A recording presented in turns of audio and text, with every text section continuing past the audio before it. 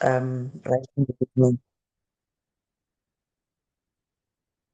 Right. Thank you, colleagues. Now that the recording has started, I will then start at the beginning and highlight the fact that right in front of us, we have the program flighted, which program is for the GEMS EMS Non-Network Practitioners Roadshow, which is held virtually via Zoom, today being the 11th of June 2026. The program is scheduled to have commenced at 9, which indeed it did because people were in attendance. However, there was agreement or indulgence that we will officially commence then at 9:10.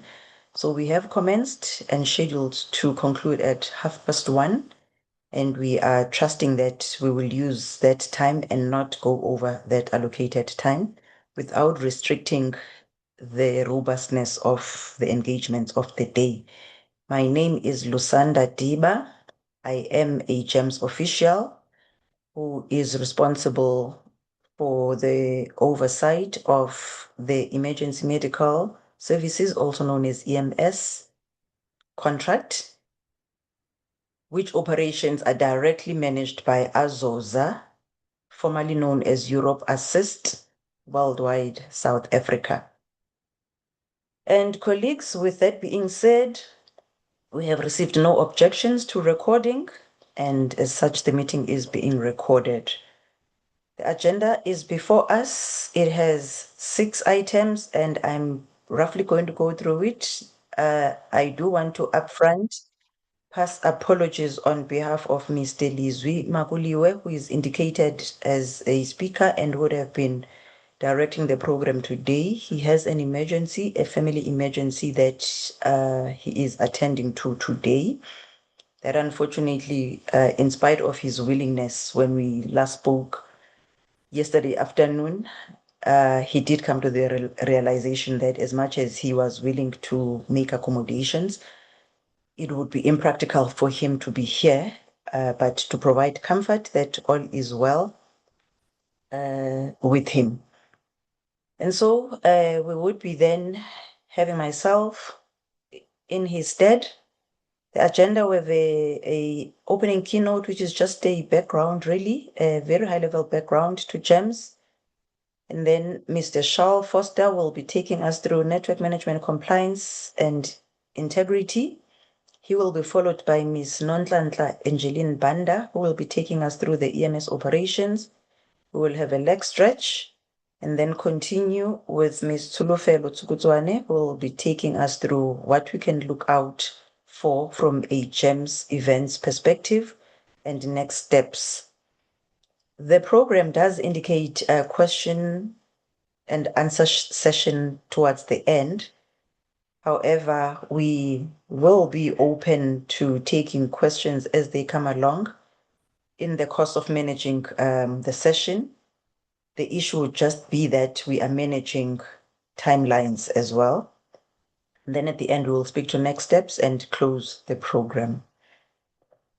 This is the program that we have for today. And at this point, I am then going to request that we take the program down and flight the deck that will be guiding us through our conversations today. And just a reminder that any questions or points for clarity or points of engagement that we have, we must please feel free to place them on the chat.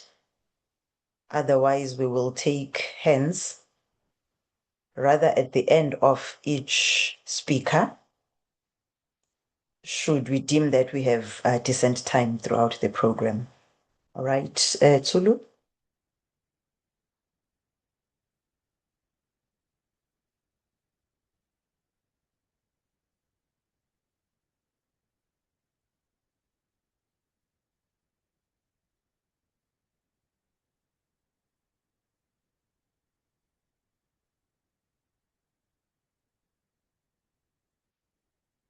All right, thank you, Tsulu.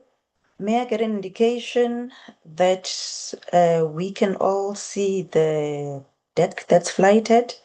I must commend GEMS MSE and Azosa for these designs. This looks beautiful. It looks lively. Thank you, Les. I acknowledge your thumbs up. All right, colleagues. We shall then be moving through the program once more. For reasons of emergency planning, where you see Mr. Lizwi Makuli, where I will be taking over. We just did not get to updating the deck or even the agenda. All right, moving on to the next slide, we're just going to be speaking to the GEMS background, link the purpose of today's engagement to GEMS purpose, and then just at a high level, give a view of what the national EMS network coverage looks like and what and where we have been in 2025. And moving on to the next slide. Right, just as a background from a mandate perspective, we will all remember that with GEMS having been established in 2005, the mandate was that the body itself or the entity itself ensures adequate provisioning of efficient, cost-effective and equitable healthcare coverage for the South African public service. Efficient, cost-effective and equitable being key operative words. And from an EMS perspective, as you will see in the program during the course of the day, you will also appreciate that we do place emphasis on quality. So whilst the service EMS particularly is expected to be efficient, cost-effective and equitable, we do place emphasis on quality. And as Charles speaks, he will touch on matters of integrity in the context of EMS as well. As of today, we remain the largest restricted or closed medical scheme with just over 2.4 million beneficiaries. And we have been, could say advantaged in that we continue to enjoy decent growth and growth that is above average and ahead of other schemes in the industry. As at this point, we have, over the past 5 years, been able to add 500 beneficiaries to the scheme beneficiary pool. And moving on to the next slide. Today we are gathered here at a very high level because GEMS values stakeholder engagement. We do deem it a priority strategic focus for GEMS to be engaged with all relevant stakeholders. And so in the context of EMS today, we seek to ensure an empowered and compliant EMS network to deliver adequate EMS care, whilst also fostering stakeholder inclusivity in light of GEMS strategic intent that we take our stakeholders along the journey that we are on. Today is meant to be a collaborative dialogue with EMS healthcare professionals.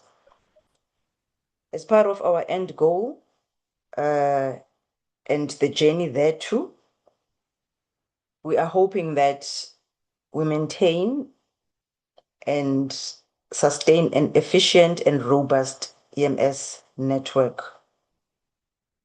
A shared commitment is important to us as we believe that this will enhance the service delivery to all GEMS members and their dependents collectively, beneficiaries.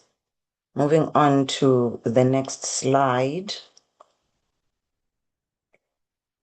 This is currently our network coverage by province and base, and so any stakeholders that are in attendance today that are not part of the network, we are hoping that they will find value at some point, or they will appreciate the value and raise their hands that we may engage with them to join the network. Just breaking this down, Network bases nationally 465, non-network 91. That 91 is a high number, extremely high number. And nationally, healthcare practitioners that are on the network is at 212, and non-network practitioners at 91. So effectively, that 91 means a pool that we as GEMS have a desire to reach out to, so that those practitioners may enjoy the value derived from participating on the GEMS network. The 91 is opportunity for us as colleagues around the table, for all of us to reach out, spread the message, and hopefully at the same time next year, that 91 may be at 0. Moving on to the next slide. Taking us through what we did from a GEMS perspective. During 2025, we were able, with the collaboration of the various GEMS divisions, to organize and attend 6 EMS practitioner roadshows. 4 were dedicated for the network audience. 1 was for the non-network audience. We also had 1 roadshow with the Department of Health. It's also important to highlight that even though we had a dedicated roadshow for DOH, they were welcome to be in attendance at our other roadshows as well. We do enjoy a very good and continuously developing relationship with DOH. In fact, year to date, we are glowing as GEMS from an EMS perspective because the honor that we have received from DOH from the national level and up to provincial level is humbling at this point in time. And we hope that to the practitioners that are online who will be seeing GEMS physically at the upcoming EMS physical roadshows, will also have the benefit possibly to have DOH in attendance and addressing us at those roadshows. That is our desire. At the first roadshow in one of the provinces, which was KZN, DOH, the Licensing and Regulation Directorate joined us, and for the whole day they delivered a very, very welcome and empowering session to the stakeholders. During 2025, the face-to-face EMS roadshows that we held were in Mpumalanga, the Eastern Cape, and Northern Cape. We blow the horn, saying it was for the first time that we had visited the Northern Cape. We were able to conduct 7 DOH engagements. That is now between GEMS and DOH, not in the context of roadshows or where there are EMS stakeholders. And we do highlight the fact that we were able to process 12.5 claims per month during the course of 2025 to the tune of 67 million rand that was paid. And moving on to the next slide. All right. And at this point, that's the end of a very high level background and overview.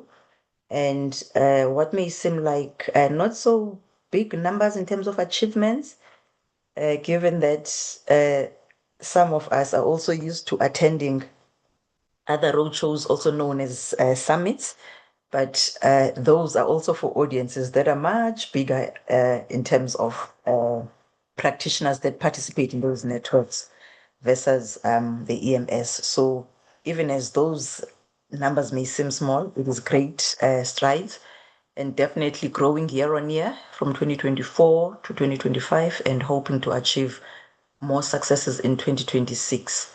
All right, colleagues, I am going to hand over to Charles to take us through network management, compliance, and integrity. Before he takes over, there is a request on the chat that we all drop our full names, designation, practice name, and region, and these are essential for our meeting attendance register. There is an emphasis that the GEMS colleagues, Azosa as well, we drop our full names, designation, and the division represented. So we will appreciate it if we do that as Shal takes us through his aspect of the program. Over to you, Shal. Good morning, everybody. Thank you very much, Lusanda. So from the network management part, we're going to look at compliance and integrity.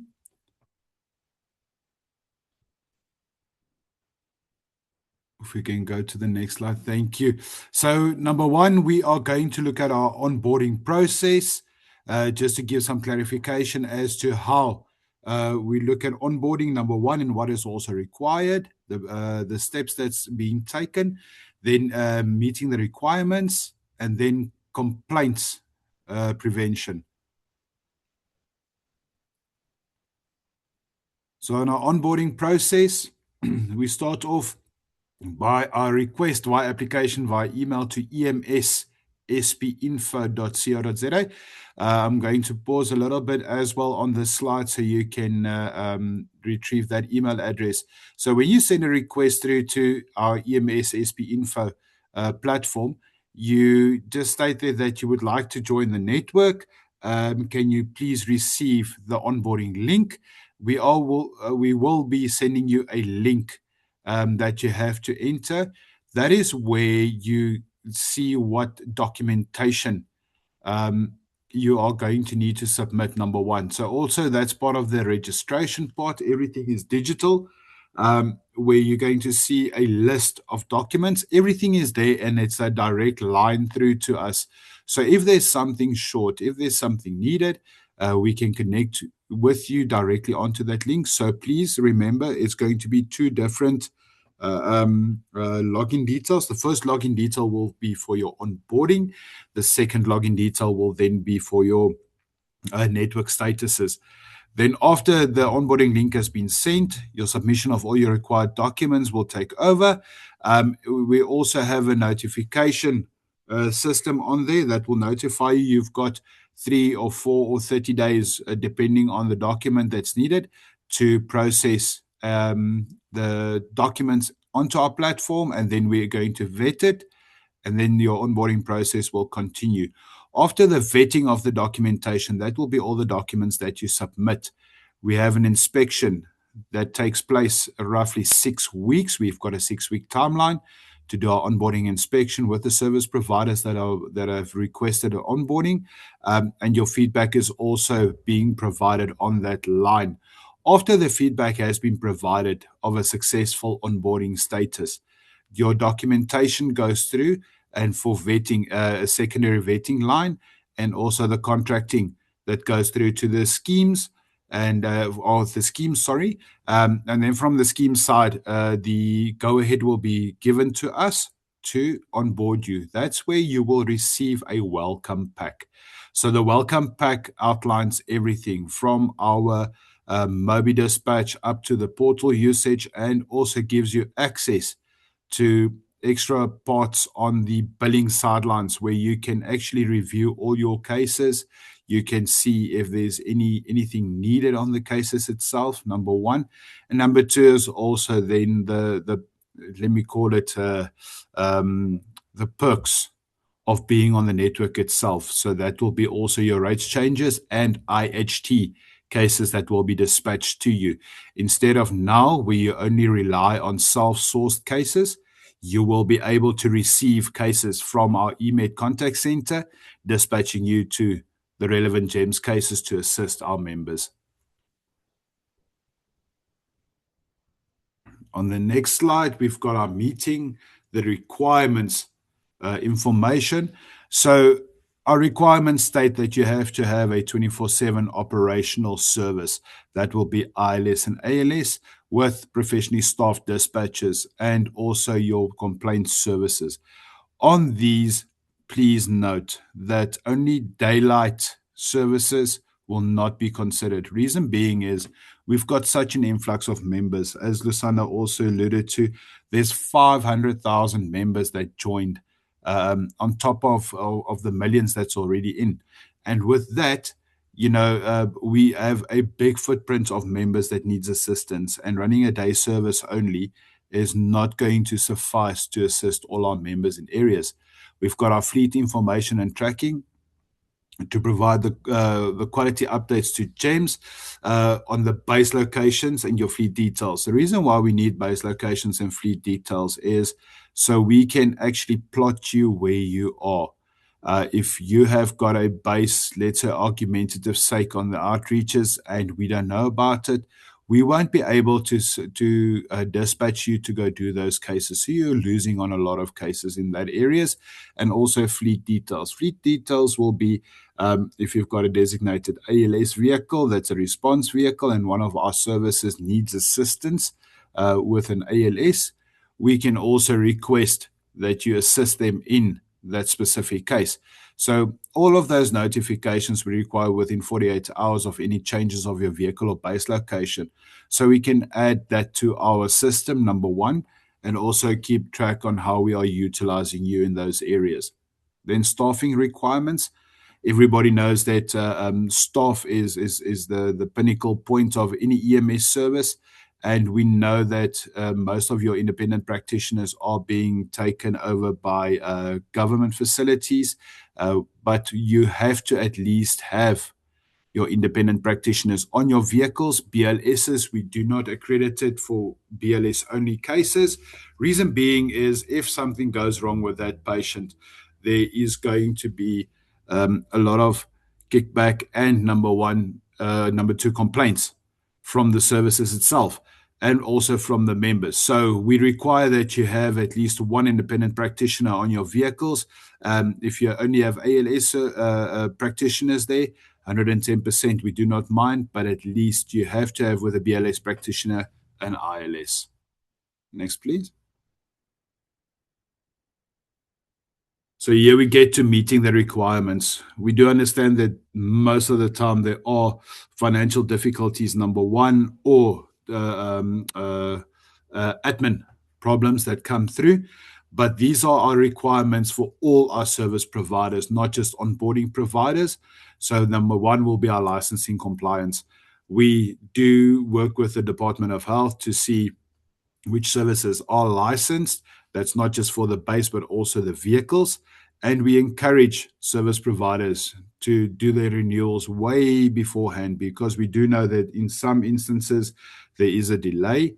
So rather, take the delay out of it and do your compliance checks and also your renewal way before. So when your current license expires, then you at least have a little bit of time to fall back until you get your new license. Our medicine and storages, we have seen that service providers do not have adequate storage for all of their drugs, especially on ILS and ALS level of care, where everything is just put into a cupboard. Or some service providers do work out of plastic bags or fishing tackle boxes, stuff that's not compliant with the HPCSA or Drug Prevention Act. So we do assist and encourage services to look at their drug storage and make sure that the practitioners that work for you also know how this has to happen and how that needs to work. Reason being is you can do everything in your power to prevent any drugs or medicine equipment to be handled by someone who's not qualified. But if we give you the means to actually educate your practitioners that are working for you, that'll be taken out of account. So at least then they also know what's right and what's wrong. Consumable stock, we do see that some practitioners do have a shortage of consumables that will be inside their base location and also in the vehicles. On those specifics, we've seen where a service gets a DOH license with a fully stocked stock cupboard or stock room, and by the time we arrive, there's only minimal. And if we say minimal, there's only a few Jalcos, few IV vacuometers, and a few bandages in that specific stock room. So that is where we also connect with the Department of Health to inform them that the stock has been moved from one base to another one, and we need to make sure that the consumable stock is ready. Reason being is if you've got a mass casualty, or also even with the influx of cases that will be driven through to you, the guys need to be able to restock and also do the cases instead of waiting for stock or someone running around to go buy extra stock because there's a shortage. Equipment. So on equipment, we're talking mostly about your extrication equipment, electrical equipment, anything that's being handled on a member. So we've seen that there's a lot of non-operational equipment, ECG leads that are torn, ECG monitors that aren't even working, not even if you plug them in, suction units that are broken or not operable. We do see that some practitioners do take them for recalibration, number one, and number two, also servicing. But the practitioners that work for you need to make sure that everything is operable. If something is broken, rather replace it with a system from either your stockroom or from another vehicle that's not operational. But we've seen more and more cases where a service will go do a case, and then that equipment is needed, but they cannot utilize it. And that creates unnecessary complaints, number one, and also unnecessary, necessary but unnecessary rectification measures that we need to take.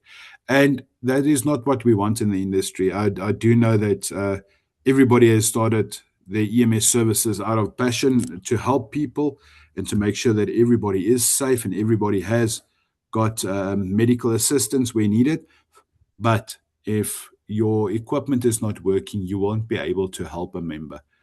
So in our 2026 goals, we have our continued compliance that we look for. So we do have inspectors that are going out, making sure that everything is on the ball, make sure that our services are compliant, number one, and number two, also that the practitioners know what they're doing. And with that, we've got our small improvements driving big results. Anything small that you do will end up in a big result that you are getting.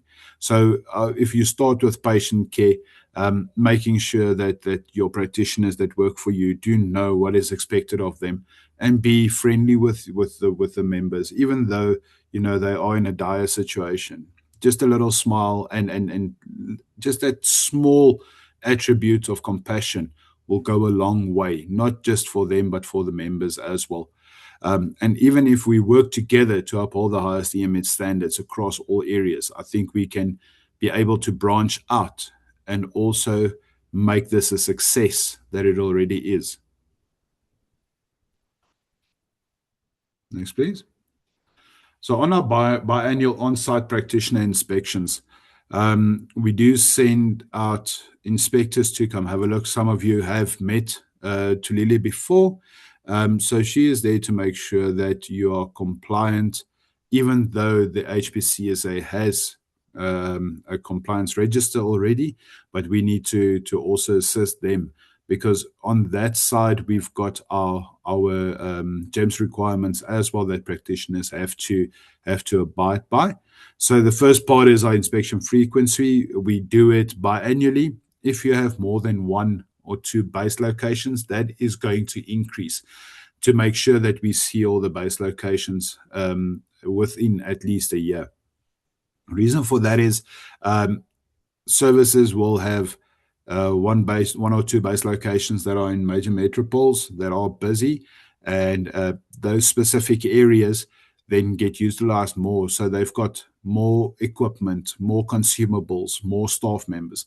But now then you're sitting with an outlying base location where the guys are pulling on the short end. So that's why we do so many inspections. And then we've got our training opportunities. So with the training opportunities, if our inspector has seen that there was something wrong at the base location, it's not just that we're going to say this is incorrect, we turn around and we walk away. No.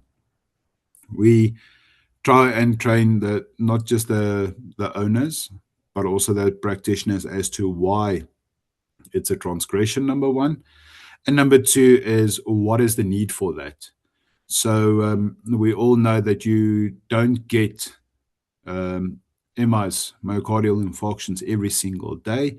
But if it happens, why is that piece of equipment so dire need to be in a workable condition? So even on that specific space, making sure that your practitioners that are employed by you and the managers know precisely what's expected, that will actually make a big change in the company itself. I know some of the owners also work on the road themselves, so they are directly involved into the specifics of the equipment, the specifics of how their patients are treated, and that's 100% great. And I do commend the owners for that as well. But if you don't have a direct hand or you don't have the direct management system for that, some of those things will slip through the cracks. And that's where our identification and shortfalls come in, where we identify the shortfalls. We do discuss the shortfalls with you, and also from there on, what you can do, ensuring that the rectifications are being submitted, number one, and also noted. We do send communication out, but we also do follow up inspections to that as well. Not to say that service providers are lying to us, but we need to make sure that it's in the proper fashion and the proper way that it's supposed to be.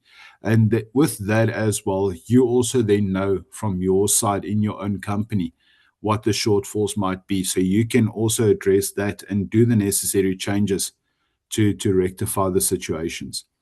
With the addressing of practitioner concerns, we've got our network system where any concerns that you might have, any clarity that you might need, even if it's a regulation that you don't 100% understand, we are there to assist you. We've got services that phone in, network and non-network, that come to us and say, guys, I don't understand what this is for. I don't understand what this is about. Will you please be able to assist? And if we cannot assist, we go to the Department of Health and we do ask them, what is this regulation regarding to? Why, let's say it's equipment wise, why is this equipment needed directly on a vehicle if it's used by a specialist? And then we get the answers and we can also relay it through to the service providers. So we are not there just to look over and manage the service itself or the network itself, but we are there to assist and make sure that we can assist to our full capabilities. Even if it's not just regulation wise, we know that there's a drug storage, just for argument's sake. There is a drug storage shortage in South Africa on certain drugs, and we do assist services to get in touch with other services who might have an abundance of those drugs. Number one. Number two is also that we can get them in contact with suppliers that have those drugs in place, or even equipment. So it's not that we are saying you need to find your own feet and make a plan to get something, but we do assist where we can. Next, please. So on our meeting our requirements, we've got 3 categories on our inspection transgression clarifications or classifications. So if you look at them, it's not all there, so please bear with us. We just noted the ones that do really stand out and that we get a lot from. But if we clarify or classify your case as none to minor, that will be cases where expired consumables, non-drug related, or uniform transgressions come in. So on expired consumables, if you have in your vehicle or in your stockroom a whole bunch of IV catheters and only 1 or 2 is expired, we do understand that 1 or 2 will slip through when you guys do your stock taking and also the replenishment of those things. 110%, even if it's a bandage, if it's maybe burn shield, it's non-drug related, so it can still be rectified because you only take those things out, you throw them away, and it's done. Then you are still compliant. Then on our moderate transgressions, these are transgressions that we have to look at, but we also need rectifications from there, where multiple expired consumables have been seen or noted. That is if it's not just 1 or 2 IV catheters, but it's multiple. Even on that, you've got multiple dressings. Even your standard equipment that you're using. If those things are expired, we have to look at that. And it goes under moderate because it's not just one thing that's been overlooked. It's multiple things. Then we've got poor vehicle conditions. We've seen that where vehicles, the doors don't even close properly. The lights are broken. Medics are sitting on seats that's covered in cardboard boxes. Those type of things we cannot overlook. Reason being is it's a safety concern not just for the practitioners themselves, but also for the members. Then our poor condition of equipment, we have spoken to that a little bit as well, where it's not charged. You've got leads or piping that's broken, and that needs to be looked at because that has got a direct patient impact as well. Our dirty and soiled equipment and linen, that is a major concern because more and more we've seen where the excuse comes, yeah, we just came from a call, but that blood on that bed or the blood on the equipment has been over for 2 3 days. You can even see that that thing has not even been cleaned. And this is where we look at what the practitioners are doing in the vehicle. Why is there a concern? Because they're going to look after a member, but if they can't look after equipment, that's going to be a problem. So how are you looking after a member if you look after your equipment like that? Then our unsafe keeping of medical waste and oxygen. We've had instances where medical waste is being thrown into the back of a yard in a burn hole, and there are children also that are sharing the facility that also stays in the same house where the medics are situated. That's number one. And number two is also oxygen cylinders that are lying around, just nilly-willy. I do not know if you have seen it before, but I do also, with my training, I do recommend services to go look on YouTube. There are a few videos where just a normal standard 2.5 O2 cylinder falls on the appendix, breaks off, and goes through a few walls. That is how dangerous that thing is. And if you do have unsafe storage of that O2, it's going to pose a problem. We've seen where some of those cylinders go through an ambulance. Reason being is the guys just threw it into the bunker box. With the accident, that head broke off and just started swinging around in the amber itself. Then shortage of practitioners. We do know that there's a little bit of a incident in South Africa now where most of the practitioners go to government placings. We do acknowledge that you won't always have a full complement, but rather, notify us of the complement that you have and what cases you can be able to do, so we can also work it from there because if we get to your base location, you only have BLS practitioners working for the day, it's going to pose a problem where we weren't notified, number one, and number two, BLS practitioners can't work alone because that's where most of the practitioners do practice out of scope, and that it will also have a big impact on the service itself and also on the practitioners. And then our claim submission transgressions. So we also have seen where claims are being fabricated for submission, and also where claims are being submitted incorrectly just to win a little bit of few dates on their submissions, so they can alter or do whatever they can with the PRF for payments purposes.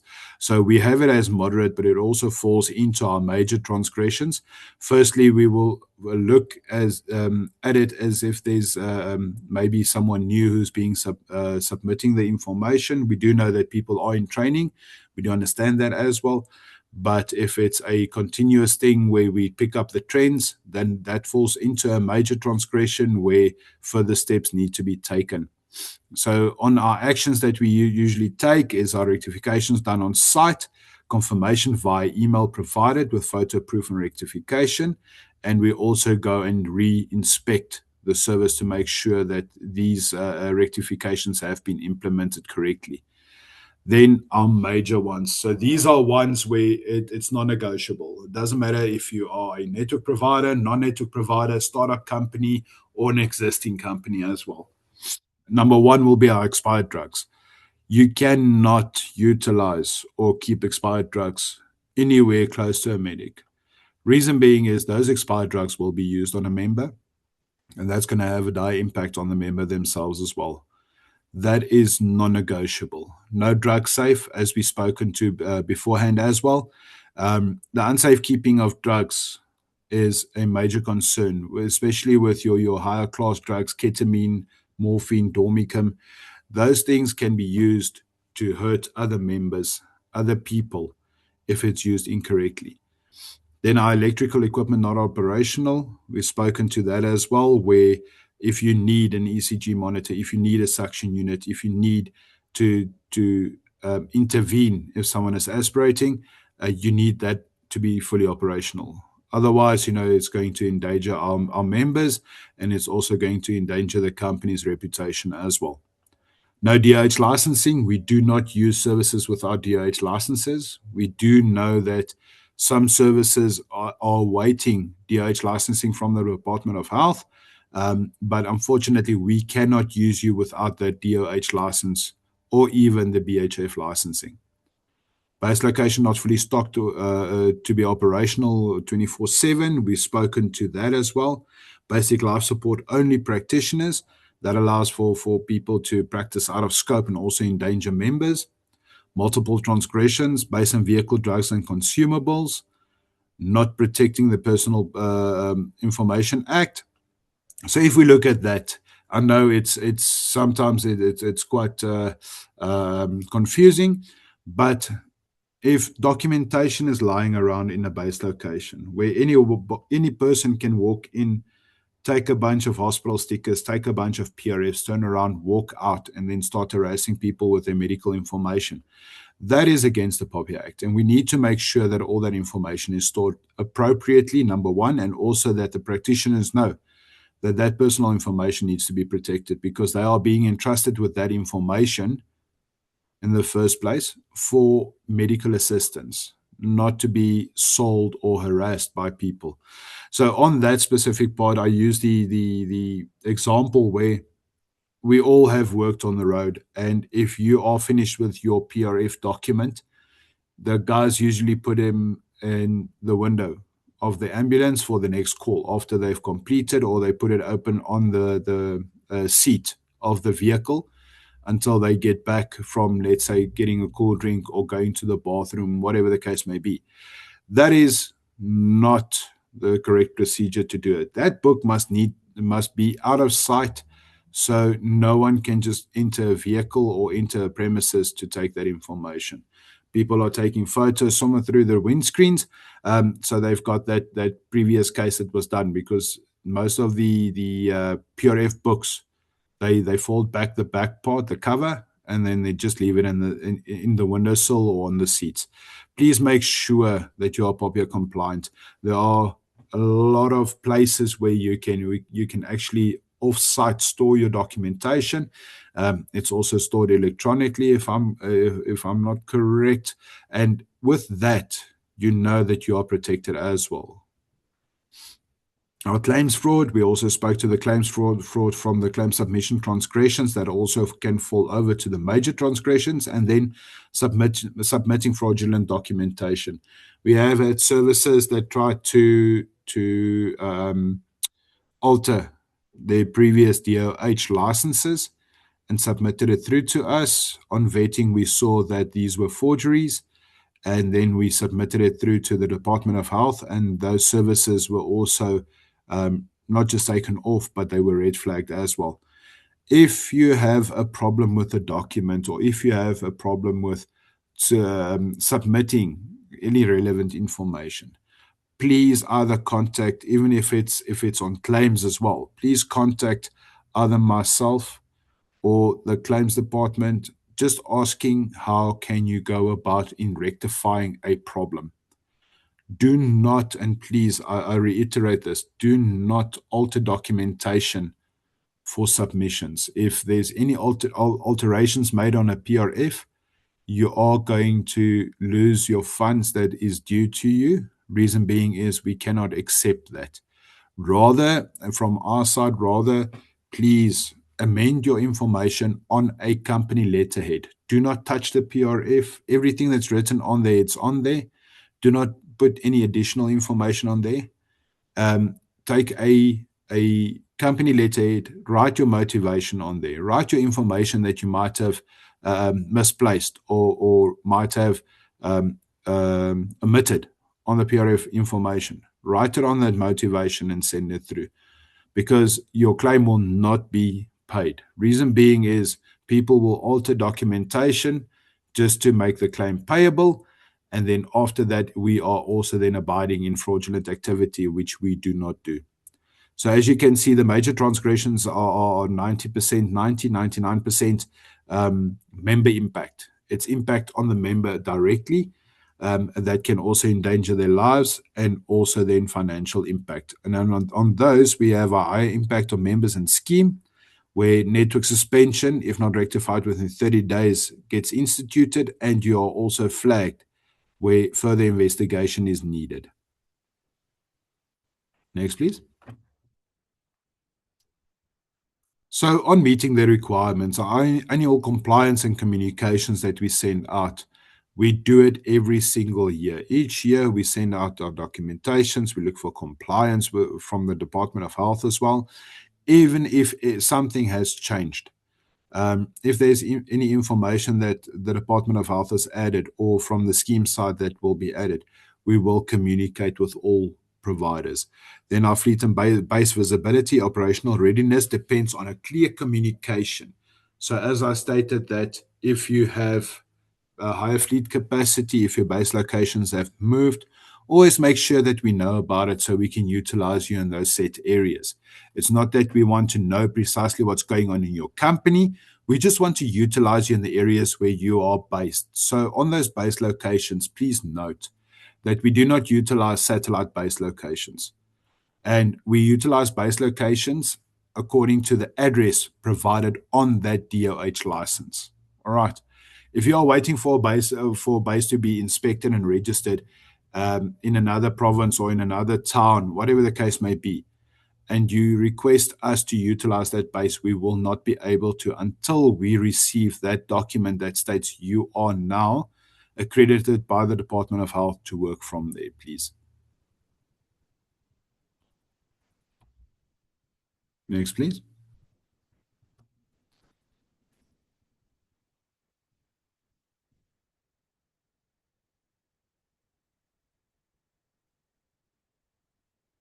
Next one, please.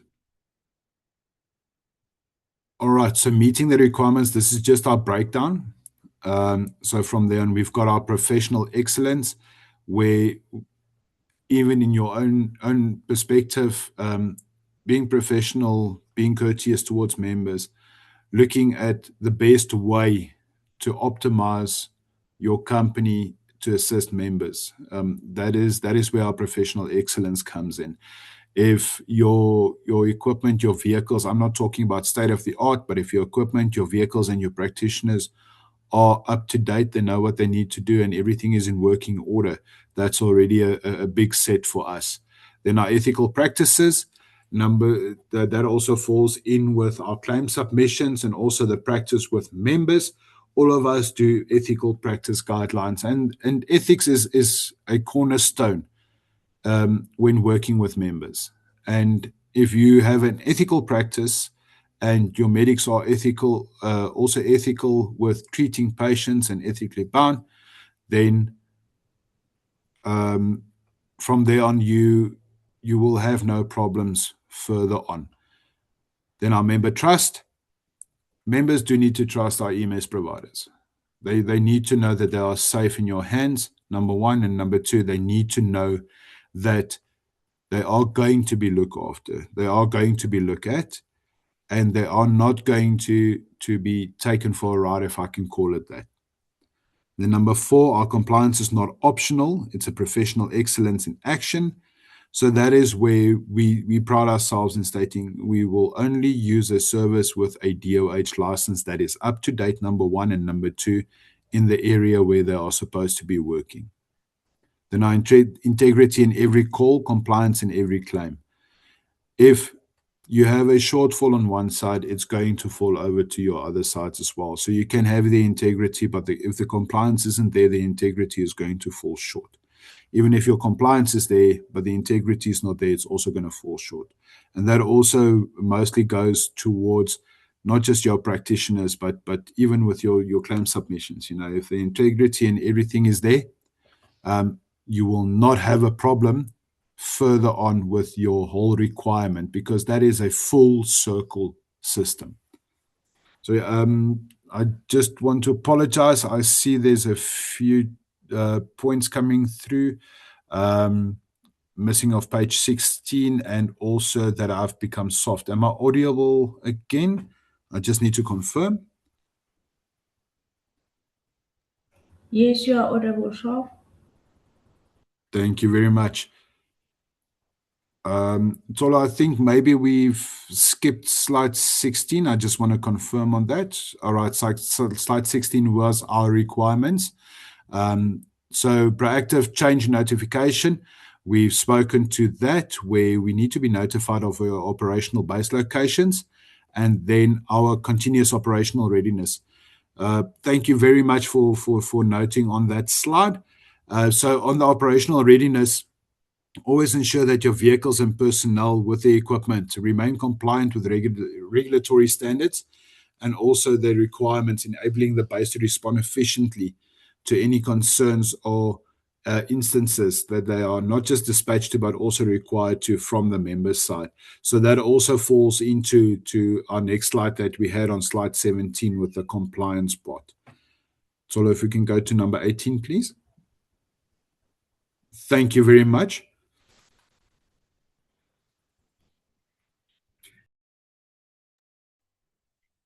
Thank you, Shah. That was quite detailed and quite informative as well. And we do appreciate the comments coming through. Great that we raise any points as they take place. It also indicates that we are paying active attention to the content. Colleagues, I know I had indicated earlier that the program has a Q&A section right at the end.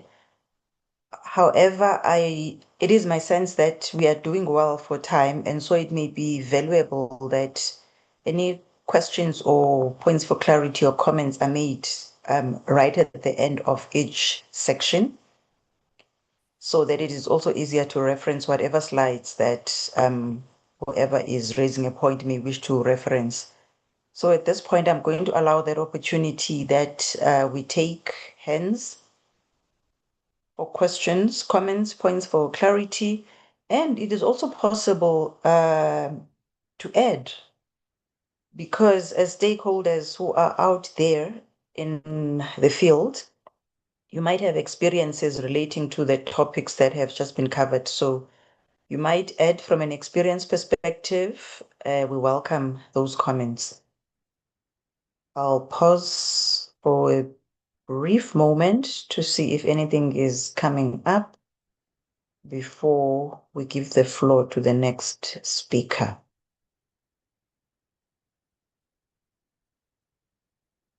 All right, I'm not seeing any indication at this point. So yes, we may proceed to next section. Chair, I've raised a hand. Oh, you have apologies. I'm not seeing. Sorry, let me go to participants. All right, I didn't see your hand, but you may go ahead. Proceed, Nape. I'm just speaking to my comment. I've posted the chat around 8 minutes to 10, indicating to the forum that there are names that are, I think they were not supposed to be, I don't know, perhaps accepted, but then there's Honor, ABR, and Huawei STG. So my request was for them to rename their Zoom profile names to the actual names and the practice names. So that request is yet to be honored, Chair. Right. Thank you, Nabe. That's a valuable one. So Honor ABR NX1 or Huawei STG LX2. Could you please rename your Zoom profiles, indicate your actual name, practice name, and the region in which you or your business is operating? Please, let's give you a few minutes to do that. We will be proceeding with the session, but we'll allow you a few minutes to do that, so that if you are not supposed to be here, then we will let those two participants go. So please, let's not get ourselves in a position where we disadvantage you purely because you misidentified. All right, thank you, Nape, for that. We may proceed.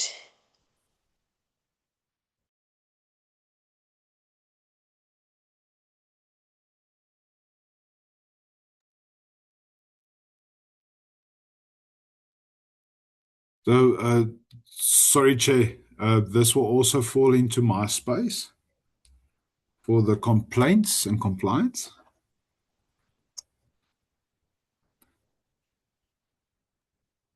Yes, you may proceed, Charles. Thank you very much, Chair. So on our complaints and complaints prevention and our strategies, we will look at the following.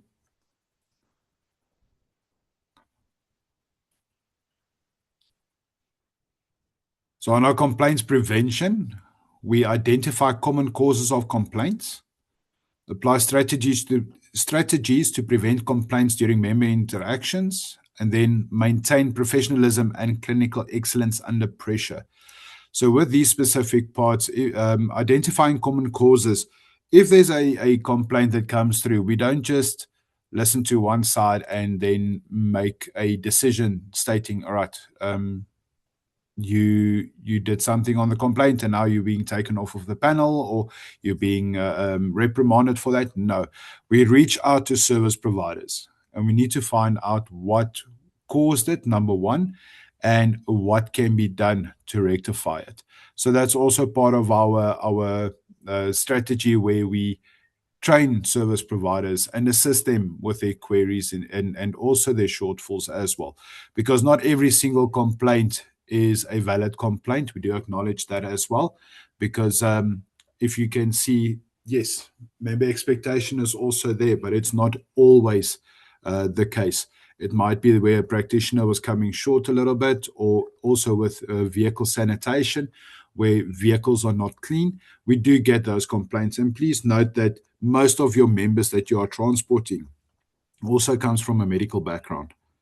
We've had doctors, nurses, medical practitioners that came through and was also transported from scene, and where they also came through to us stating there is a problem in the vehicle, this and this was seen, these and these and these equipment, or the treatment was not received. So that's why we reach out to service providers as well to get both sides of the story and then also take further action if needed. With applied strategies to prevent complaints, that's why we do our training sessions as well, and also compliance training. Everybody knows what is expected. Everybody knows what's right and wrong. We've all been trained the same way by the same books. We know precisely what is needed. So if there's any deviation on that, we just need to bring services back to the book and have a look on that and see where we can assist and also where it can be handled. Maintain professionalism and clinical excellence under pressure. We do know that is a high pressure situation when you're on scene, but still being professional, not fighting on scene, not screaming at each other, not trying to pick fights with other services to take members away from them, even vice versa. You know, those type of complaints do come through to us where other services try and impede and impeach patients. Please, those type of incidents need to be logged with us as well, so we can take it up with the respective services. Next, please. So on our complaints prevention, we've got a few points where keeping it clean, timelessly, and trustworthy is our main motto here. So on our moderate risks, we've got delay in response times, where we've got a Mobi Dispatch platform. Once you're on the network as well, you will be able to utilize that platform where your estimated time of arrival is requested. So if you know you're 5 minutes from scene, you pledge your 5 minutes, and in that 5-minute timeline or 5 to 10 minute timeline, you are going to be at scene. So then we also notify the members that yes, ambulance A is on their way. They are 5 minutes away. Please keep a lookout. And that's going to also assist the service into obtaining more information or seeing the members, so they can also assist on scene. Vehicle cleanliness, we have spoken about that as well, where you have to make sure that all your equipment, all the stuff is clean. You can't work with someone else's blood on your patient. That is, firstly, that's unhygienic, and number two is that's going to create more problems than solutions. Where just a quick wipe down, go through, make sure that everything is up to date. That it takes you 5 to 10 minutes, but cleanliness is a must in the industry as well.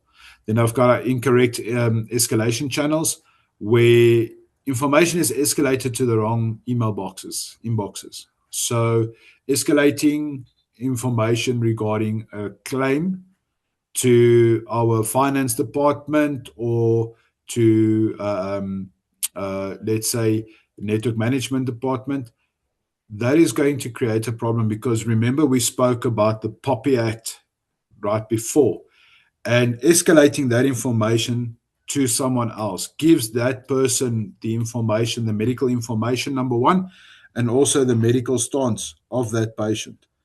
And that is really, really, sorry, I can't stress this enough, but that's really not the way to go. You need to make sure that your escalations go to the correct departments. If it's an escalation for a post-authorization case, it has to go through to the post-authorization department. If it's a claims-related case, it goes to the claims department. If it's a dispatch-related case, it goes through to the dispatch department, and network management deals with contracting, service providers, compliance, any information that you would like to need and get regarding the service, regarding how to be a service provider, regarding on how to continue with your service provider status. Please use the correct email boxes, and we've got a slide that we will pause on a little bit later as well, where you can get the escalation matrix and you can look at that and also familiarize yourself with who to contact. There are escalation steps as well. If you don't get joy from your first escalation, then you can go higher up in the chain so you can get your answers that you need. All right, please do not send your documentation everywhere in the world, because that is really going to have a negative impact on your service from a popular compliance perspective. Then our absence of tracking reports. On the Department of Health regulations, there is a part that states you have to have a working tracking report system. If we request a tracking report and we are informed we do not have a tracker on the vehicle, we will not be able to assist with that claim.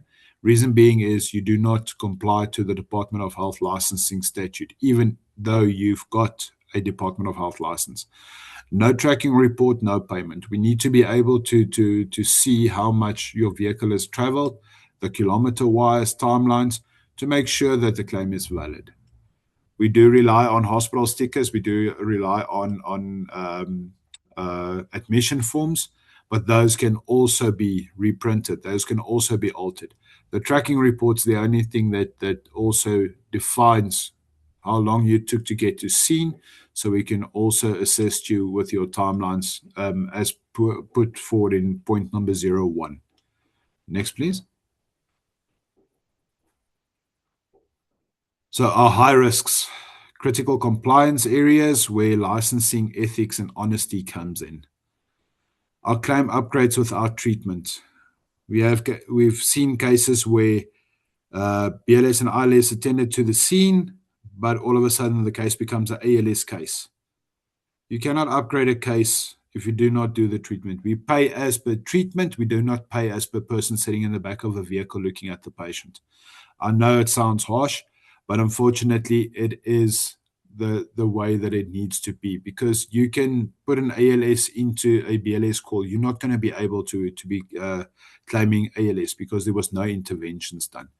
We only pay for the interventions done. If we dispatch you on an ALS interfacility transfer, yes, 100%, we dispatched you on that transfer. So it's for monitoring purposes if the patient has already received a high level of care medication, or if the patient has got intubation, CVP lines, whatever the case may be. But we will only dispatch you on ALS and on ILS if it's needed. Then our authorized practitioners operating without DOH licenses. This is a high concern, and it's a main point as well, where those services will not be paid. It's a regulatory red flag, and we also report that to the Department of Health as well, and also to the Fraud, Waste and Abuse forums. We look at that. We don't report it directly, but it is looked at as well to see the claims trends from those practitioners as well.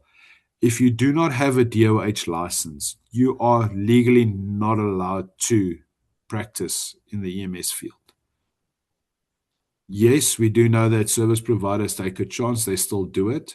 But those service providers are being clamped down on, and there's also regulations that are going to come through from national, where this is to stop, because no one then regulates you. Everybody else has got licensing. They are up to date. They are following the regulation. And that one or two service providers who do not want to follow the regulation, they are usually the services that jump from one place to another. They're never steadfast, and they create chaos in the industry, number one. And number two, they don't answer for it because you can never pin them down. Then our bypassing of designated facilities. If a hospital facility is a designated hospital network facility for the scheme, bypassing that facility to take the member to a facility where your crew members get lunch packets, or you've got an agreement with them, so there's a little bit of kickback coming through, depending on how many patients you take to them, or you've got an internal agreement with someone there. Those will not be tolerated. Unauthorized bypasses will not be tolerated. You can only take the member to a designated network facility that is most appropriate to take care of the patient. In the CMS regulation, it also states there, the most appropriate available facility to look after the member for the injuries. If you take a patient with a stroke to a normal clinic, that's going to be frowned upon, and that's not best practice. You need to take that patient to a stroke facility. Yes, that's the most appropriate clinical facility that can treat the patient.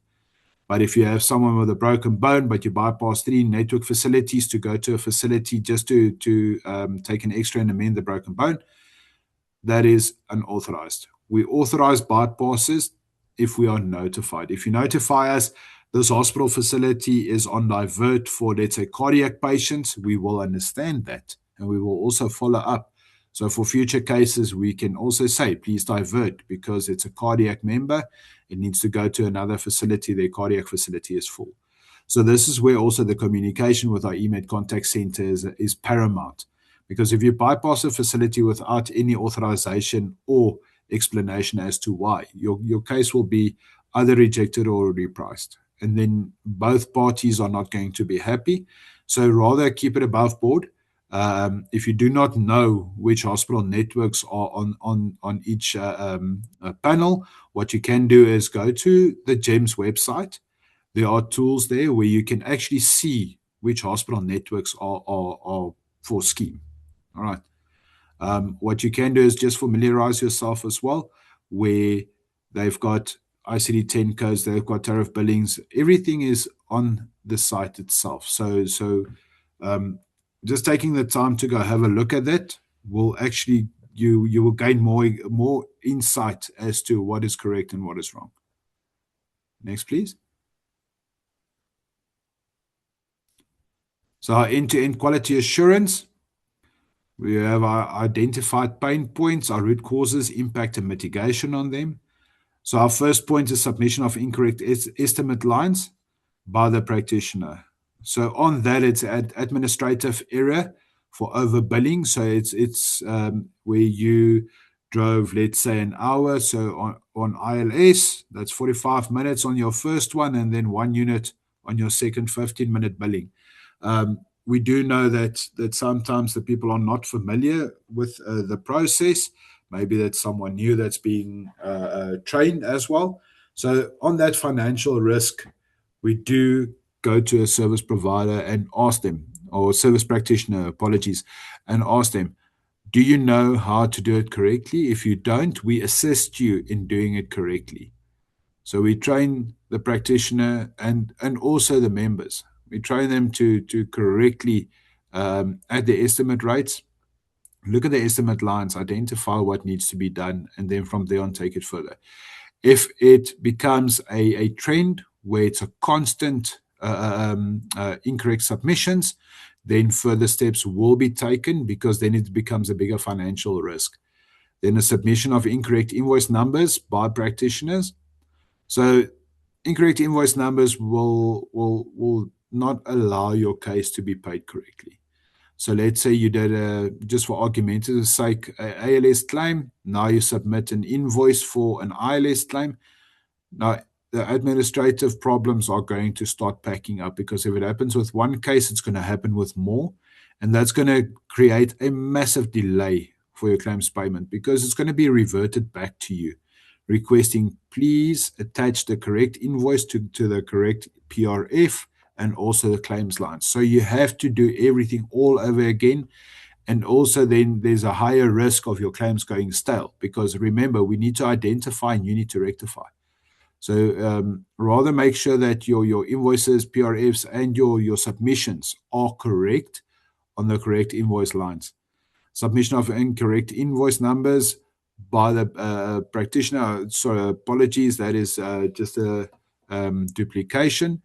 And then incorrect documents being submitted.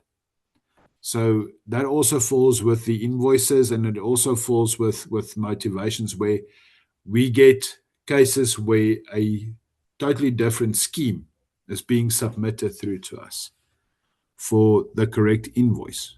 So you've got your GEMS invoice. Now you submit a totally different scheme to us on the PRF. That information will then be sent back to you. Number one, you're going against POPIA. And number two is then it's going to create a massive delay in your payment as well, because now you have to go resubmit the correct document to that invoice. So please make sure, if you've got someone new working in the department, your administrative department, or if you're working with a admin company, financial companies that does your administration for you, please make sure that they do make sure, double sure that the information submitted, everything correlates, and it also correlates to the case that you are submitting through. Next, please. All right, so we've got a few feel-good stories from our GEMS members.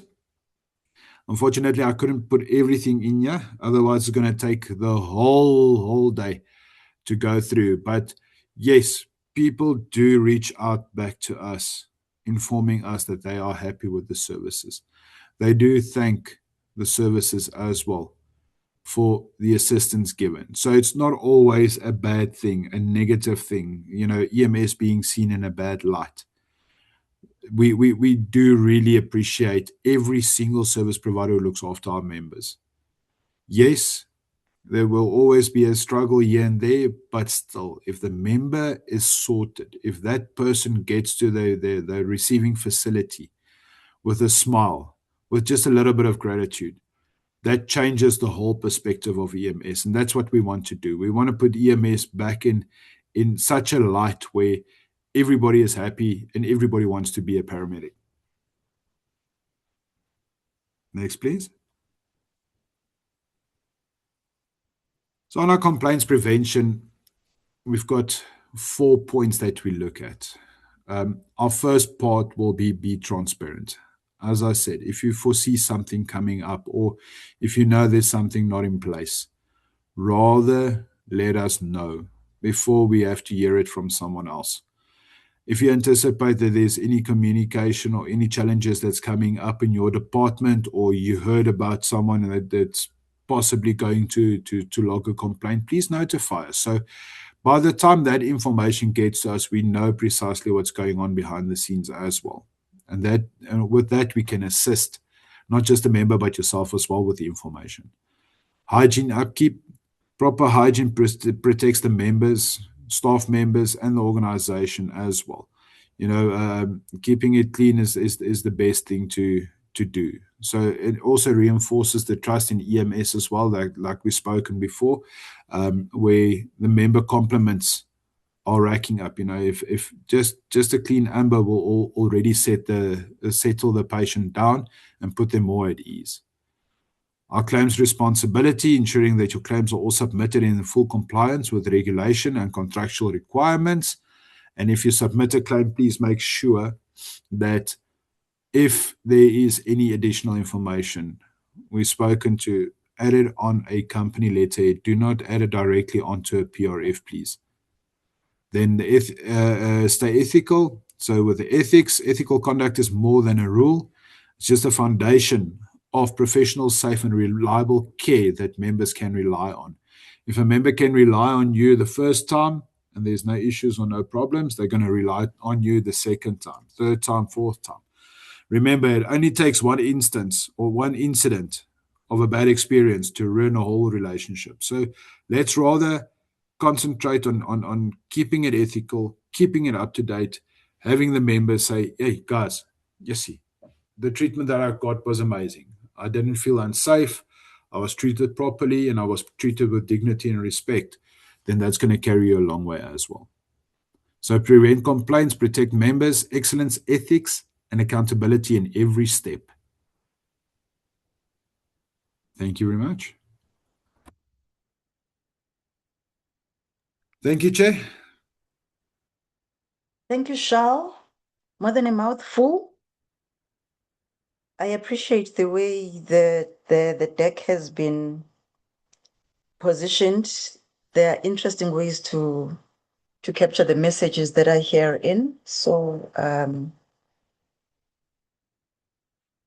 high five to the team, and I want to believe that the deck would be available to the attendees so that they can refresh their memories on the points that have been raised. I'm not seeing anything on the chat, so I am going to allow that we move on and hand over to Ms. Nonhlanhla Angeline, also known as NG Banda, to take us through EMS operations, how that works, the interactions therein, wins, challenges, and how we can win and minimize the challenges. NG, over to you.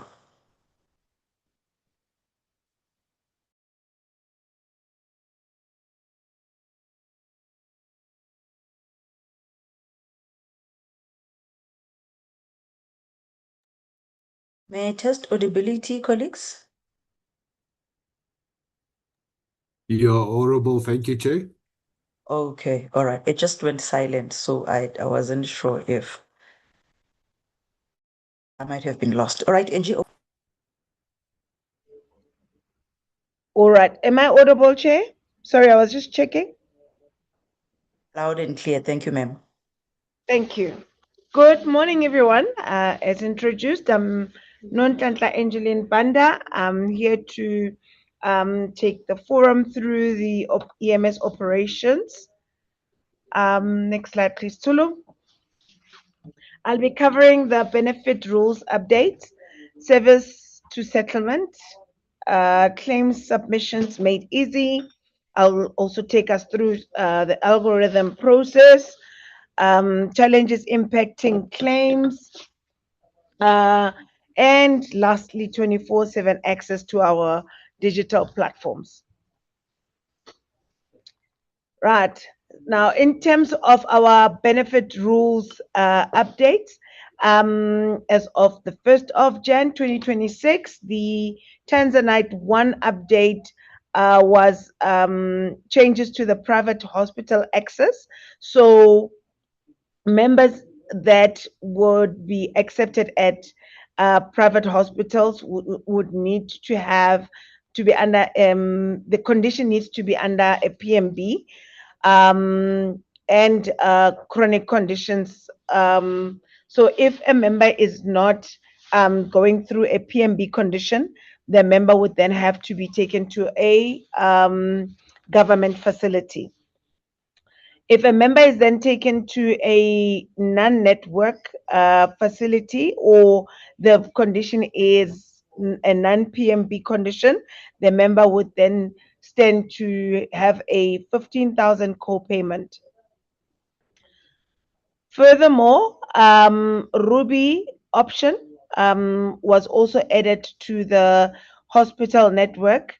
As we all know, Tanzanite 1 and EVO were the two options that the members would have to be taken to a network hospital. So the addition of Ruby again as of 1 Jan 2026. Next slide, please, Tulu. Going straight into our claims. Service to settlement, when we looked at a comparison between 2024 versus 2025 for cases returned for correction. So these are cases that are not entirely rejected, but those that would be sent back to the provider for one to correct. So these were basically the cases that were there. We have seen a slight decrease in terms of no hospital stickers. So we all know that when a member is taken to hospital, the provider should obtain a hospital sticker. So what we have experienced in 2024 on 112 cases, we experienced only 76, a bit of an improvement. And when we get to the bypassing to the nearest facility, which we'll touch on later slides as well, we saw 18 cases in 2024 and an increase in 2025. Invalid or missing crew member details, 39 in 2024 and versus 18 in 2025, which was a positive. And IV times omitted on your PRF, there were 12. So there's a clearer understanding if you're looking at 2025, as we only experienced 3 cases. Next slide, please, Tulu. Strengthening the claims accuracy or proof of submission. We have touched on hospital stickers also still being an issue when it comes to return for correction cases. So it is mandatory that one should put a hospital sticker or proof of submission where providers are having challenges at certain hospitals. We need to be notified so we can also engage with that hospital. So hospitals know as well that it is mandatory for them to provide that information or that sticker. Next, the impact of missing documentation. We experienced 76 cases where they were totally rejected. Again, if your submission is not, your resubmission is not submitted within the 60 days, the case will then be totally rejected if it was not rejected from the onset. 10 documentation into a habit. I think Shal has also spoken to this a lot. Where documentation is changed and not put via the motivation. Sorry for missing that. So if motivation is not put at the onset, the case will be then rejected. Then your patient handover for financial closure. Again, if one follows the steps through of submitting a claim with your hospital sticker, if there's no hospital sticker, a proof of motivation at onset when a claim is submitted, this will ensure that you successfully have submitted your claim and there would not be any delays with your resubmissions as well. Next slide, please, Tulu. Claim submissions made easy with via the pre and post authorizations. Now, transporting to the nearest appropriate facility. I think we've touched on this previous year where we have notified all providers that GEMS does recognize government facilities or public hospitals as their designated service provider. So if a member has an incident and the nearest hospital is a government facility, one needs to take the member to the nearest facility. If there are no, the hospital does not have the ability to admit that patient, obviously they would have stabilized the member. Then once the member is stabilized, we will then do an inter-hospital transfer to a facility that can better take care of the member. When the next one is when the nearest hospital is bypassed, again, if one needs to bypass a hospital, this would obviously depend on a chief incident.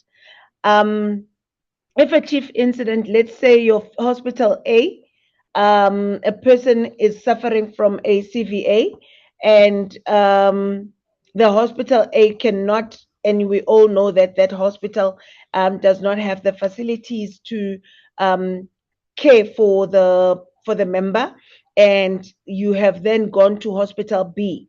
Motivation should also be given at that time, knowing that hospital A was your nearest hospital, but based on what is on your PRF, speaking to your motivation, would that case would then be considered, because either you needed a special care, or like I said, the hospital does not have sufficient capabilities to take care of the chief incident. When distant matters, again, when you have cases that are exceeding 100 Ks on a self-source transportation, we do urge that you do contact us. One, if there are hospitals that are being bypassed, we would need to understand why the long distance, or if there's no hospital within those parameters. Again, just to ensure that the member is well taken care of, we do still advise that we have a pre-authorization process where you can contact us and we can easily advise on which facility that would best suit the condition that is being taken care of. Lastly, doctors' referrals from the doctor's rooms. Should a doctor request for an emergency to a certain facility, the doctor should provide the practitioner with motivation. So one cannot take a member from a doctor's room and then take them to a preferred hospital and bypassing other hospitals. Should that be required or be a doctor's requirement, that should be accompanied by a clearly stated doctor's note or doctor's motivation for us to then consider that claim. Next slide, please, Tulu. Post authorizations. So on post authorizations, we have a 48-hour submission. This is your 48 hours, which is your 2 business days, if I can put it that way.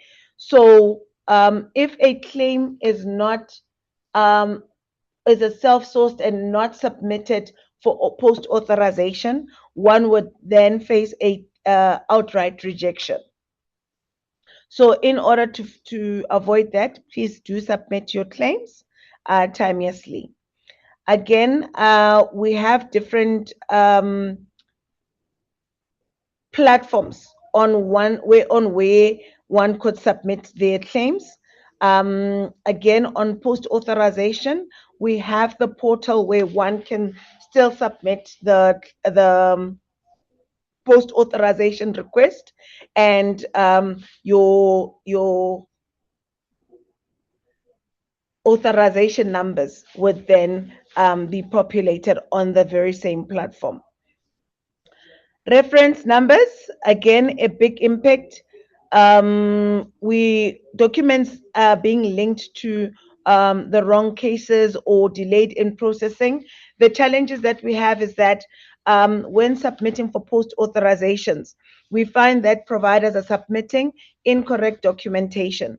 So for a particular case, a provider or a facilitator, practitioner rather, would then submit for an incorrect member. So please ensure that when submitting for your post authorization and avoiding a rejection, double check the documentation that is submitted for that particular case so that we could link it correctly. Next slide, please, Tsolo. So we've covered your pre-authorization and your post-authorization. Now I'm going to go into the algorithm. The algorithm works for the network, but we are sharing it with the non-network practitioners so you can better understand the benefits of being on the network. So in the contact center, we only dispatch network providers, but I am happy to see the providers that are here, because now you would understand why you should be on the network. So this is how the algorithm works. We consider your level of care 1. We consider your base location 2. Again, that will also speak to the distance that you are to the case. So we don't dispatch based on where your vehicle is, but we would dispatch where your base is located furthest or closest rather to the incident. So the first cycle will look at a 10-kilometer radius. If the incident is a CVA, would obviously require an ALS. So on that 10-kilometer radius, we are looking at ALS providers within that radius. If there's none available, we would then look at the 20K radius, then obviously going further to a 50K radius, looking at the nearest base to the incident. Again, if it was an ILS, the same principle would be applied, where we are looking at an ILS in the region. If now the first provider, there's 5 providers in that particular region, the first case would go to the first provider. When we get the next case, it will go to the next ILS, and so forth, so that we have fair distribution within that particular region. Again, I must stress enough that this is all dependent on the level of care required as well. Next slide, please, Tulu.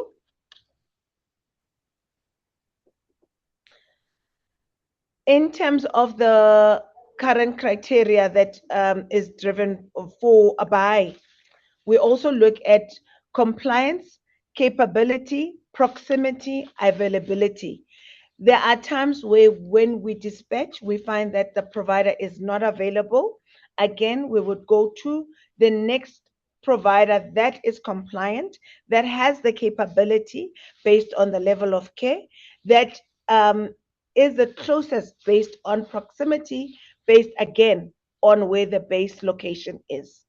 Availability, it would mean that it's either you are available, or maybe your vehicle or your crew are busy on another particular case. Now, challenges impacting claims.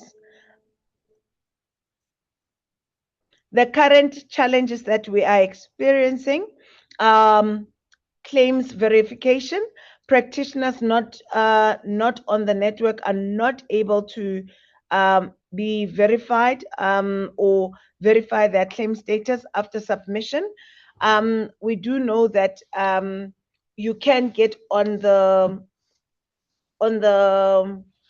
portal. For those that are not on the portal, I think Shell will be obviously making another announcement that we can conduct training so that you are able to view your claim status. You are able to view if your claims have been paid or rejected, or if there's outstanding resubmissions and you do not miss your resubmission timelines. Secondly, claim submissions. All submissions are done via email and not the Mobi platform. Again, the Mobi platform is made easier for you to review your claim statuses, for you to review um your your your your statements. So you can actually go back even as far back as 6 months, where you can actually view your activity, and you can then check how you are performing. Case location, again, providers that are not on the network are unable to be dispatched. We cannot dispatch providers that are not on the network, as we have not verified your capabilities, your compliance, as well as how your availability will affect us in terms of dispatching. So we do urge that you look at your compliance, and so that as soon as Tuli can visit you, you can actually join the network. Fourth and lastly, over treatment of a stable member. Again, we all know that's financial medicine, where we have seen that providers, if a provider claims that, making an example, if a provider says that they are ALS, that means all their claims would then be ALS. And we would obviously look into it and dive into it to see the patient's diagnosis, and as well as looking into what that member was admitted for. So all that is being taken into consideration when we adjudicate a claim. So we are making you wary so that you do not, please do not overtreat patients in order to upgrade claims. Then I'm jumping straight into our digital platforms. We have spoken to or touched on, both my Shal and I. We have a Mobi dispatch where you can have real time tracking of your ambulance as a practitioner, of your claims. Efficient dispatching. Should you be on the platform, we'll be able to dispatch you. You'll be able to accept your cases on your mobile device or whichever device of your choice. Real live communication on the platform, where you are able to engage with the dispatchers and the ambulance personnel. So if we have dispatched you for an ILS case and you get to scene and you find that the patient is critical and you now are upgrading to an ALS, you are able to engage on that platform to say, this is the condition, this is the decision that has been taken to upgrade because of of any reasons that would have applied in that instance. Then capabilities to upload documentation and photos at the time of service. Again, should you then have that requirement, you are able to do that. And this would also help you if there is a delay where you are going to scene. Again, we've experienced floods this year, and you want to make us aware that the delay is because of a certain situation. You can even take photos and upload them on the platform. Dashboard view of cases received and pending or completed. You can also see that on that platform. The Mobi link has been upgraded and can be obtained on other platforms, and these platforms are listed on number 7. So if depending on which mobile device or network rather that you are using, one can then look at your app gallery for Huawei. Mobi Dispatch again is for Androids, and I think that also goes for your Apple and so forth. So one would then have to register in order for us to start dispatching you on that platform when you are on the network. Next slide, please, T. Then in terms of the online claims submissions, again, we have a portal where you are able to submit your claims. Your initial claims can be submitted on the platform where you will receive your invoice. Sorry, you will include your invoice and your PRF, so your documentation can be submitted at once. Your resubmissions, you will be able to view if a claim has been sent back for correction, and resubmit what is required. If we require motivation or a tracker report or any motivation that may be required, one would be able to review what is needed and be able to have your resubmissions done timeously. Lastly, your post authorizations. When one has done a self-source case and a post authorization is required, again, you can submit via the portal for one to gain that submission or that post authorization or authorization number. Again, to stress, your post authorizations are supposed to be submitted within 48 hours. Now, having such a platform makes it easier for you to not miss the timelines. I think that's it from my side. Thank you, Chair.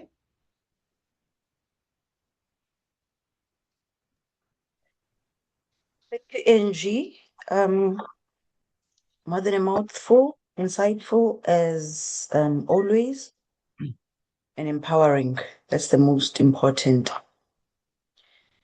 The key thing that I would want to highlight from Angie's presentation was in her very first slide, service to settlement. I think that was, no, not the very first, but one of her slides. I think it was slide 28, I think. But in the slide, yeah, it's service to settlement, and the heading there is ensuring every valid rand is paid. Often when we engage with stakeholders, even GOH, they are quite appreciative of the fact that GEMS is willing to pay every valid rand, and of course, a valid rand is linked to a valid claim. So we are here today to ensure that every valid rand is paid where it is due. We have been highlighting the various steps, and she was also quite clear in highlighting the benefit of joining the EMS network as to how it places you at an advantage in making sure that you engage with GEMS, you interact with GEMS, and ultimately where a service was provided, the valid rand is paid. Thank you so much, colleagues. We were ahead of schedule. According to the program, at this point, we should have been taking a break. That being said, though, we have 4 more content slides, and they are infographics, so they're not content heavy to address. So I am pleading with you that you allow us that we go through those slides only after an indication of any questions and comments. And then at the end of those slides, we then just indicate contact to engagement channels or escalation channels as those are depicted in the deck. So may I test if there are any questions or any comments or points for clarity at this point in time before I hand over to the next speaker, who will take us through very high level and a handful of slides. Not seeing anything on the chat. I'm also not seeing hands. Nape, are you seeing any hands?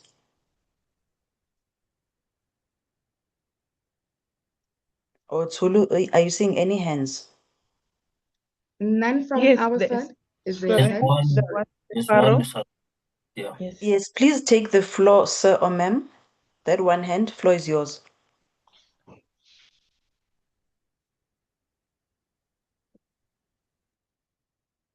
You'll just unmute yourself and take the floor.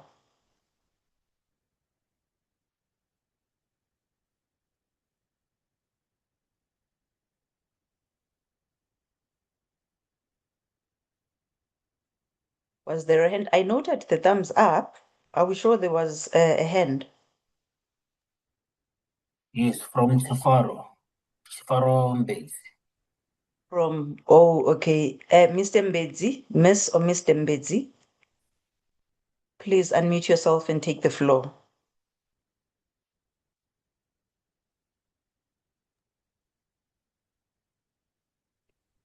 He's struggling Right. to unmute. Chikaro Yeah. is struggling to unmute.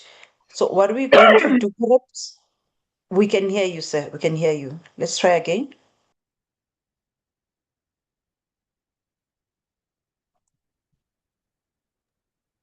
Perhaps what we can do, Chifaro, is try and leave the meeting and then rejoin and unmute yourself as soon as you rejoin. Let's try that and see if it assists.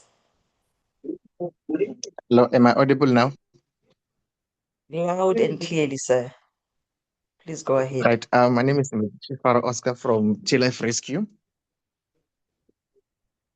Welcome, welcome, sir. Am I still audible? Please. Yes, Right. you are audible. Yes. Right. The past presenter was talking about the near hospital, right? So I have a question in relation. Okay, what will happen if maybe the patient have got a past trauma with the certain hospital that is near me, and then the patient requests, or we must pass that hospital and go to what the patient prefers? What should be then done? Thank you, sir. Your question is quite clear, and I'm smiling because it's a scenario that we often talk about and that we've been discussing quite recently. Angie, I hope you heard the question clearly. I did, Chair. Am I audible? Loud and clear, ma'am. Thank you. Thank you. Chifaro, so we, again, this, I don't want to make a blanket approach to it.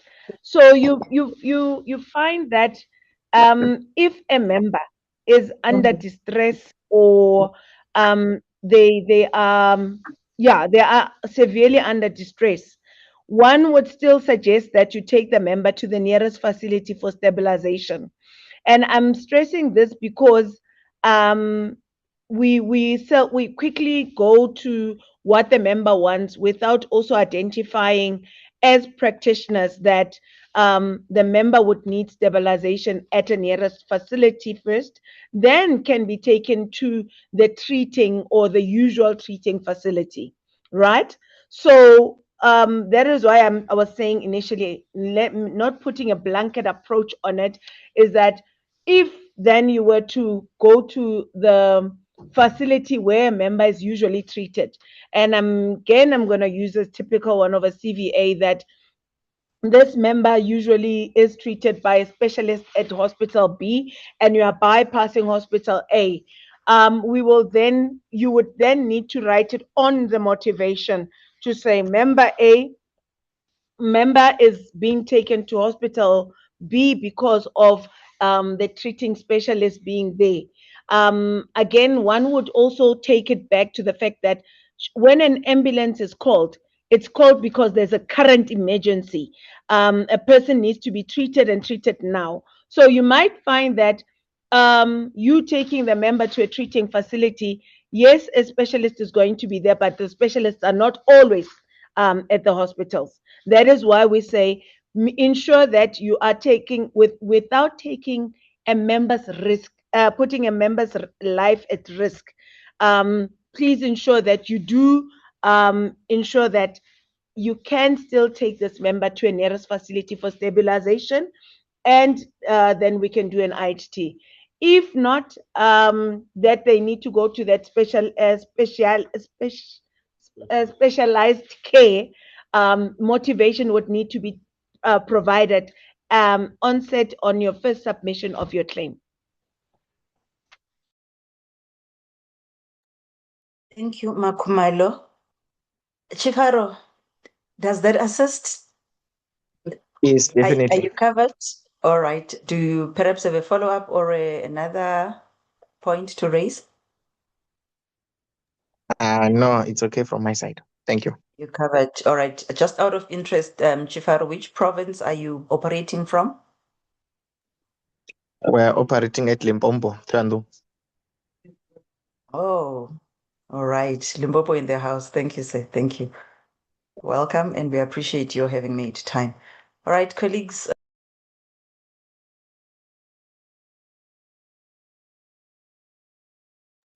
If Nape and Sulu are quiet, it means there's no other hand.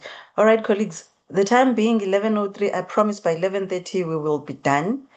And I'll owe all of you a high five if you allow me to request that Sulu takes us through the next slides so that by 11:30, then we have concluded. Sulu, over to you. Thank you very much, Sis Lou.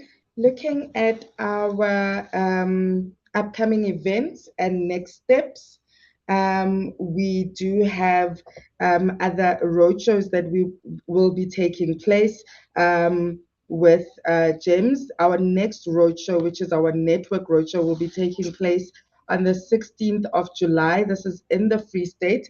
It is a face-to-face roadshow that we will be hosting. And then we do have a roadshow taking place on the 18th of August, also a virtual roadshow. This is a roadshow that we hold annually with the Department of Health. Following that, our next face-to-face roadshow would be in Gauteng on the 23rd of September, and we'll be closing off the year with another virtual roadshow, which is a national EMS practitioner roadshow that will be taking place in November. We are yet to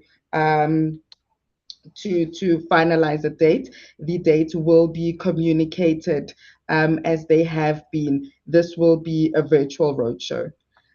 The scheme also does host practitioner summits, and the upcoming summit will be taking place on the 25th of July. This is in the Eastern Cape. Following that, the last summit for the year will be taking place on the 19th of September 2026, and that will be in the Free State.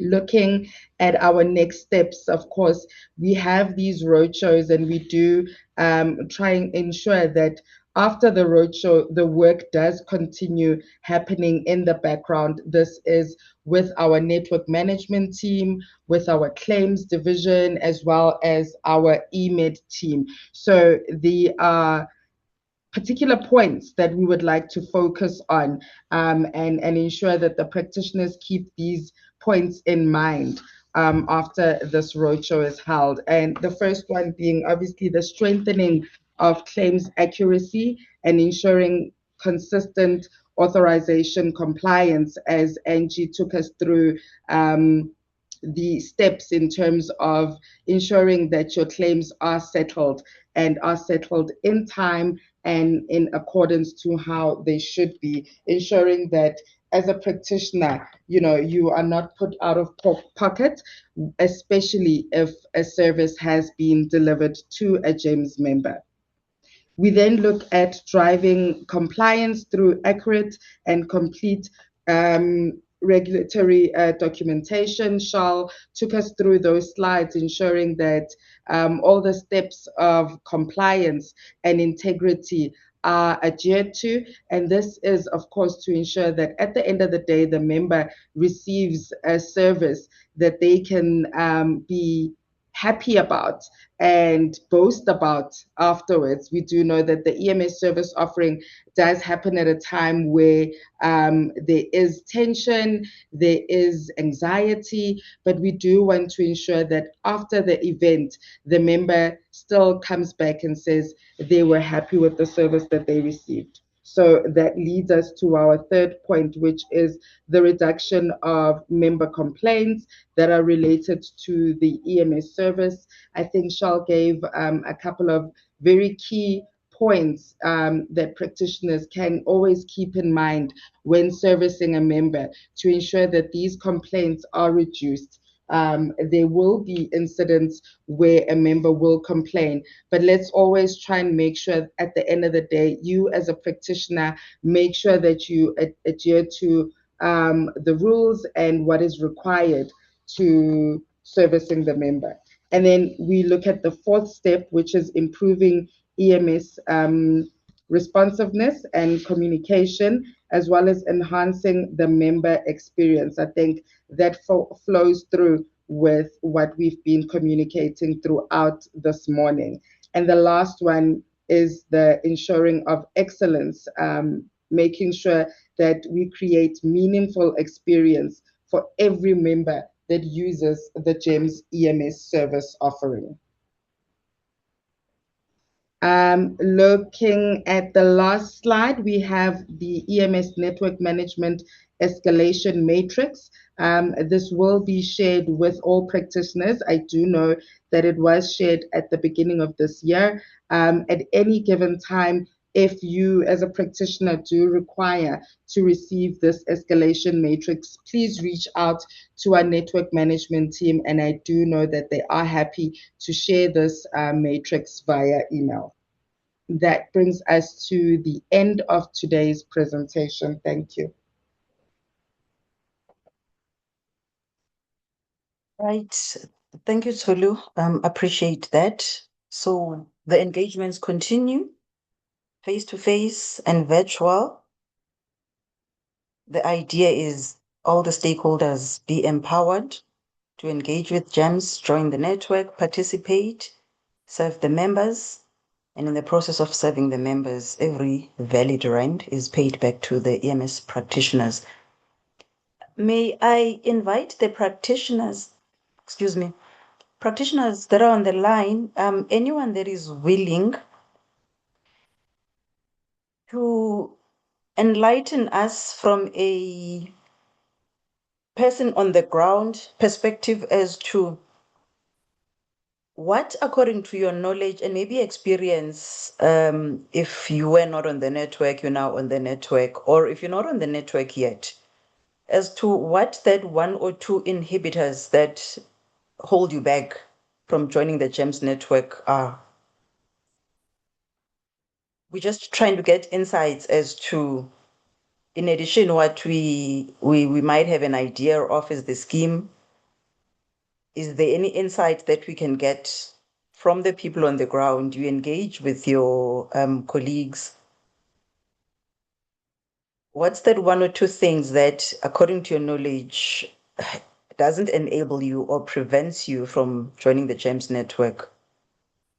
And remember, this is your experience, or either first hand or third hand, because somebody might have shared that experience with yourself. So there's no right or wrong answer. Tolu and Nape, if you are seeing hands, please assist with giving indication. And this is a safe space, so if you tell it as raw as it may be, it's actually feedback you are giving to GEMS. We're not going to be telling on anyone. Rather, it's an opportunity for us as GEMS to have a mirror held onto our faces so that we may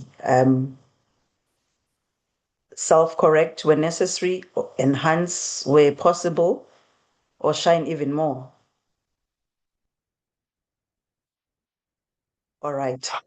I'll pass that one. All right, colleagues, any questions under G, under general? Excuse me. Points for clarity on on all the points tabled today, or even something that perhaps might have been lost in the presentation, but that you'd like to hear about?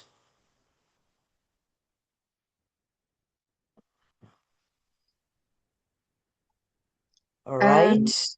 Okay, Yes, ma'am. my apologies.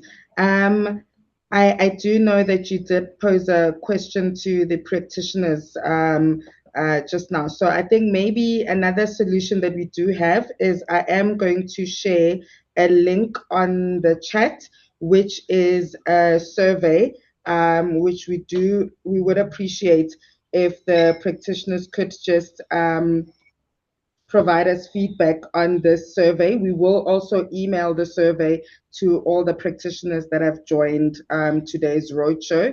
As soon as we are done with the roadshow, we will email the link, and it would be appreciated if they could participate in this survey. Right. Thank you, Tulu. And in fact, the point where you started right now would have been a point I would have ended at when I'm summarizing.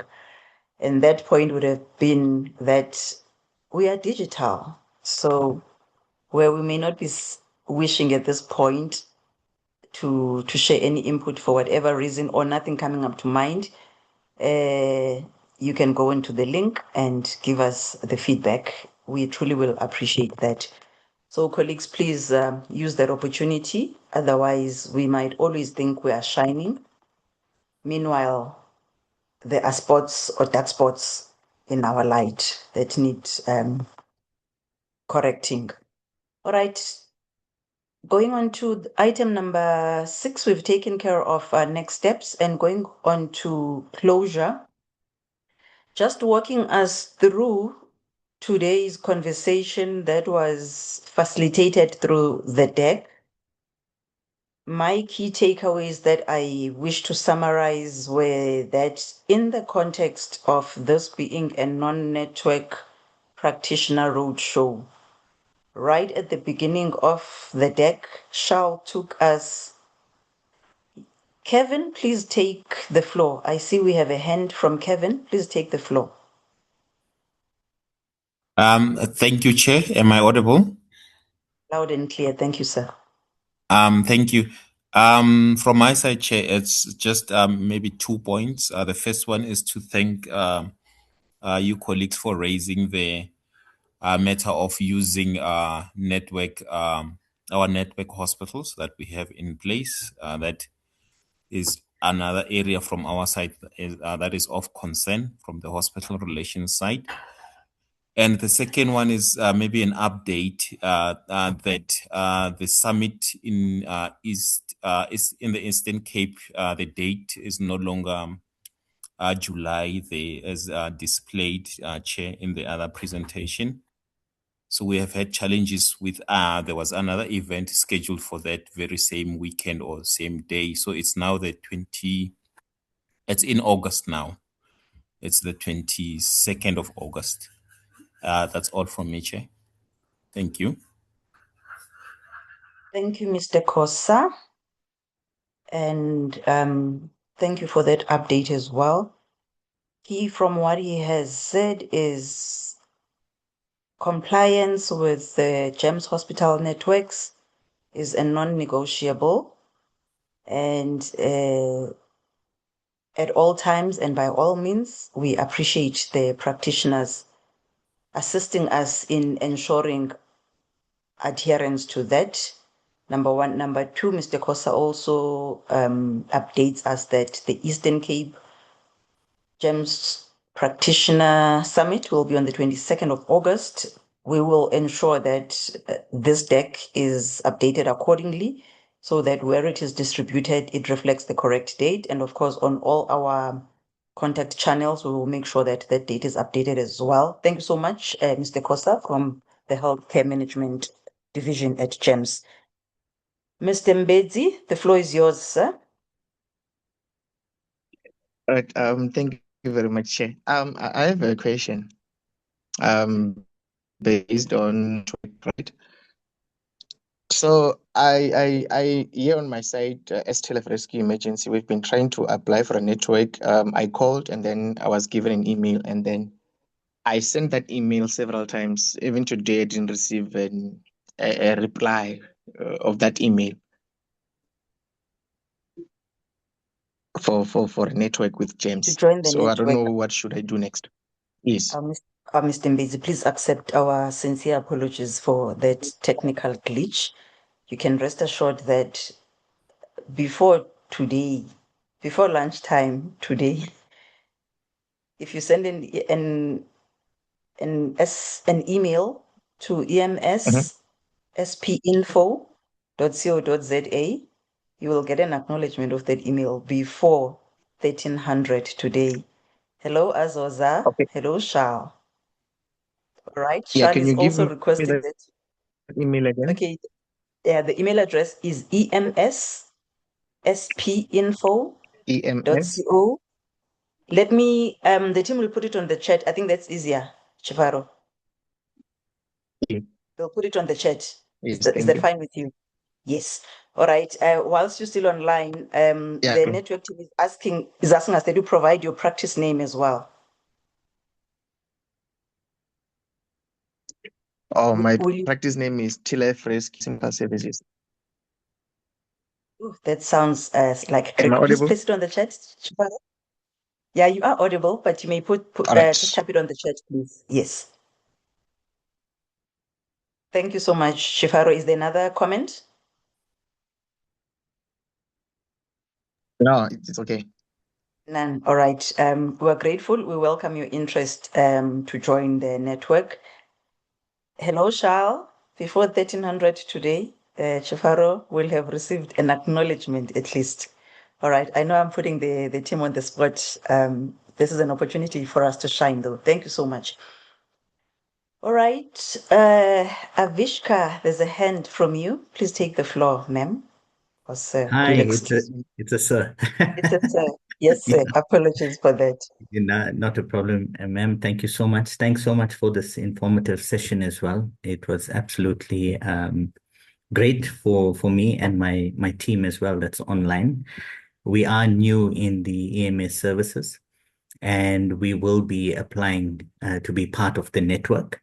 And leading from the question from the previous guy that asked the question, apologies, I can't remember your name. I just want to find out, once we have done the application, how long does the process take, the vetting process take, before we become onboarded onto the network? Just as an estimate, please. Thank you. Thank you, sir. Good question.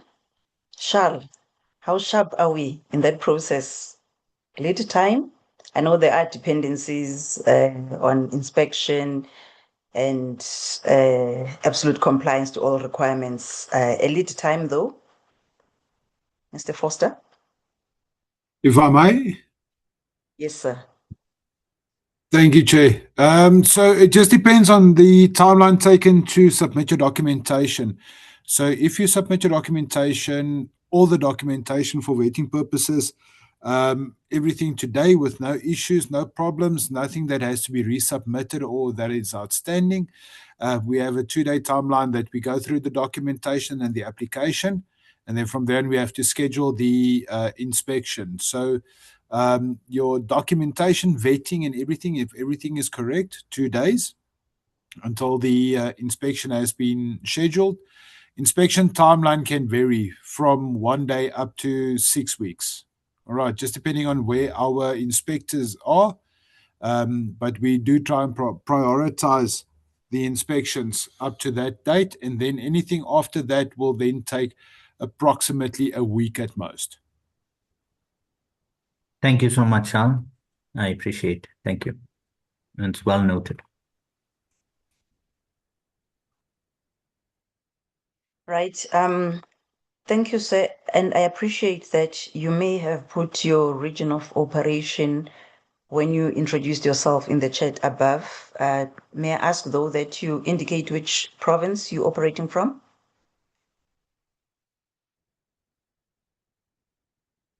Avishka?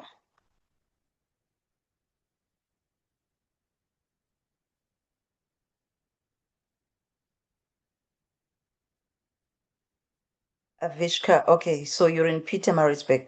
I see KZN. All right, KZN. Right, Avishka? We're sorry that we didn't get introduced to you 2 weeks ago when we were in KZN. We had a full house face-to-face roadshow, 100 practitioners under one roof. We're looking forward to seeing the next time we ever get to KZN. I had All no right. idea you guys were here in KZN. Yeah. Yes, we were. We'll look out for you, particularly when we do get back to KZN. Yeah, All please, right. that'll be great. I Yeah, look so that forward we to can, that. yes, so that we can hear what your experience of being on the network would have been up to that point in time. Thank you so much, sir. Thank you. Thank you very much. All right, okay. I can give you assurance, Avishka, that we're excited that there is an additional EMS practitioner in KZN. In fact, when we were there on the 28th with the roadshow, on the 29th, the Friday, we then had a meeting with DOH. They were with us on the 28th the whole day. They presented. Then we had a business-to-business meeting with them the following day. And in that meeting, they gave us a KZN visibility of a KZN footprint as to from a member of society to EMS practitioner ratio, what the numbers should be, what the ideal is, and what it is, and what the gap is. So we are excited that they have one practitioner in their fold, because that gap is quite big. And I also don't believe it's a phenomenon that's unique to KZN. It's most likely around the country. We will most probably get a similar picture when we go to other provinces as well. But it is encouraging, and we are grateful that you've decided to join the EMS practice industry. All right. And yeah, we do give an assurance that we are so excited to have you join the network, that we will make sure that that lead time is quite quick. Putting my neck on the block. Thank you. I acknowledge your thumb. All right, colleagues, on the chat, I'm not seeing any indication of another hand. And so I am going to wrap up so that by 11:30, as I had committed, we are able to leave the platform. So today, Charles started us off with the onboarding process, and I'm going to hold a mirror to my own self now, because in that slide of the onboarding process, we have the email address incorrectly. It actually misses the Azosa part, unless the team managed to identify that by this morning and corrected it. But we will update it. Thank you for that. And then Charles further on went to take us through the requirements for participating on the network. Very key in his message was professional excellence, where he starts off by saying integrity in every call, compliance in every claim. This is now an invite to the EMS practice industry. Integrity in every call, compliance in every claim. Ethical practice, compliance is not optional. It is professional excellence in action. And all that being taken care of, we foster member trust. He went on to talk about claims prevention, where he invited us to keep it clean, timely, and trustworthy. Further on, he said, critical compliance areas are licensing, ethics comes up again, and honesty. So basically,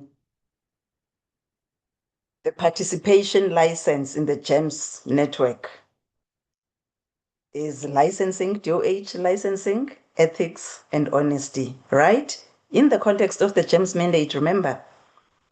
What I also appreciated within the complaints prevention space, they presented end-to-end quality assurance, where pain points that have been identified were articulated, and those were submission of incorrect estimate rates by practitioners, submission of incorrect invoice numbers, submission of incorrect.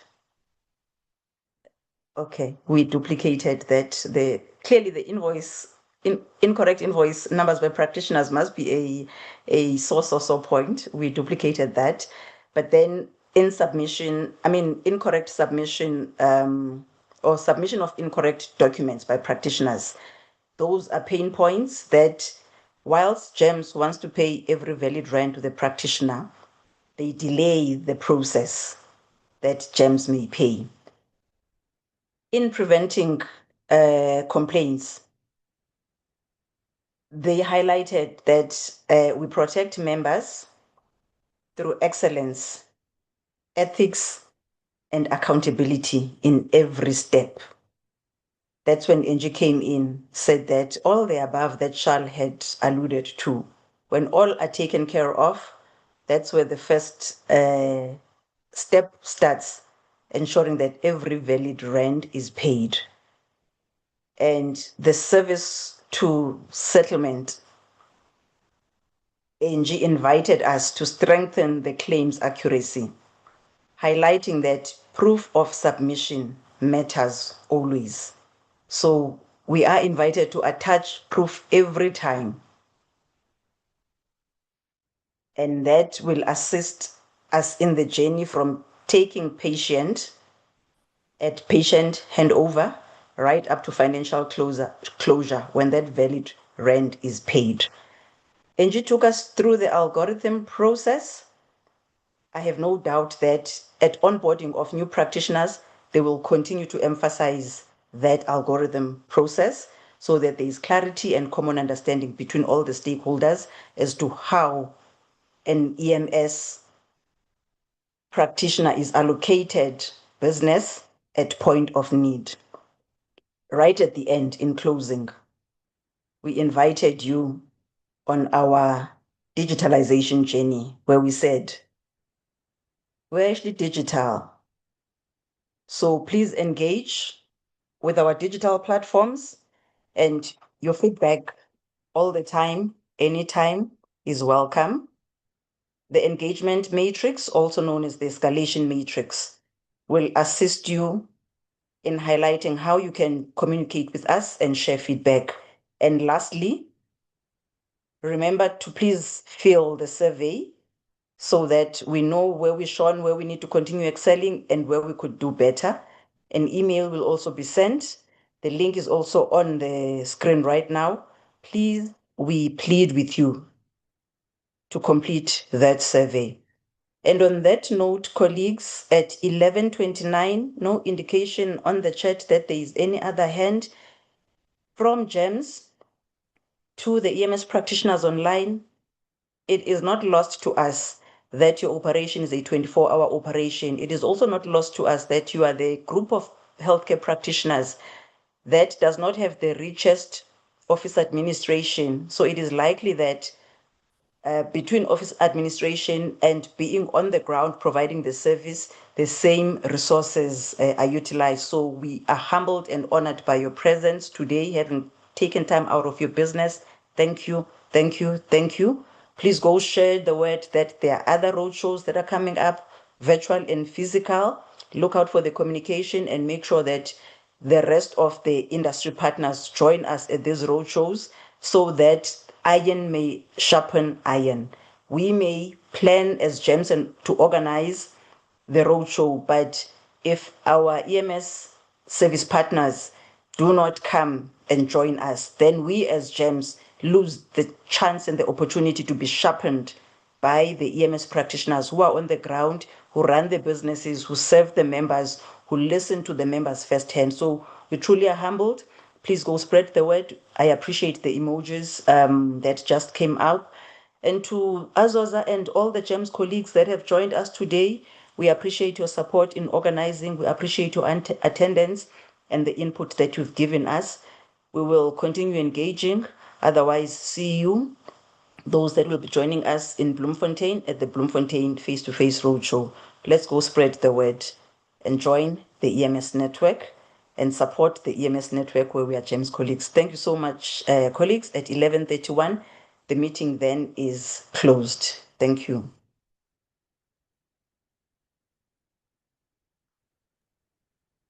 You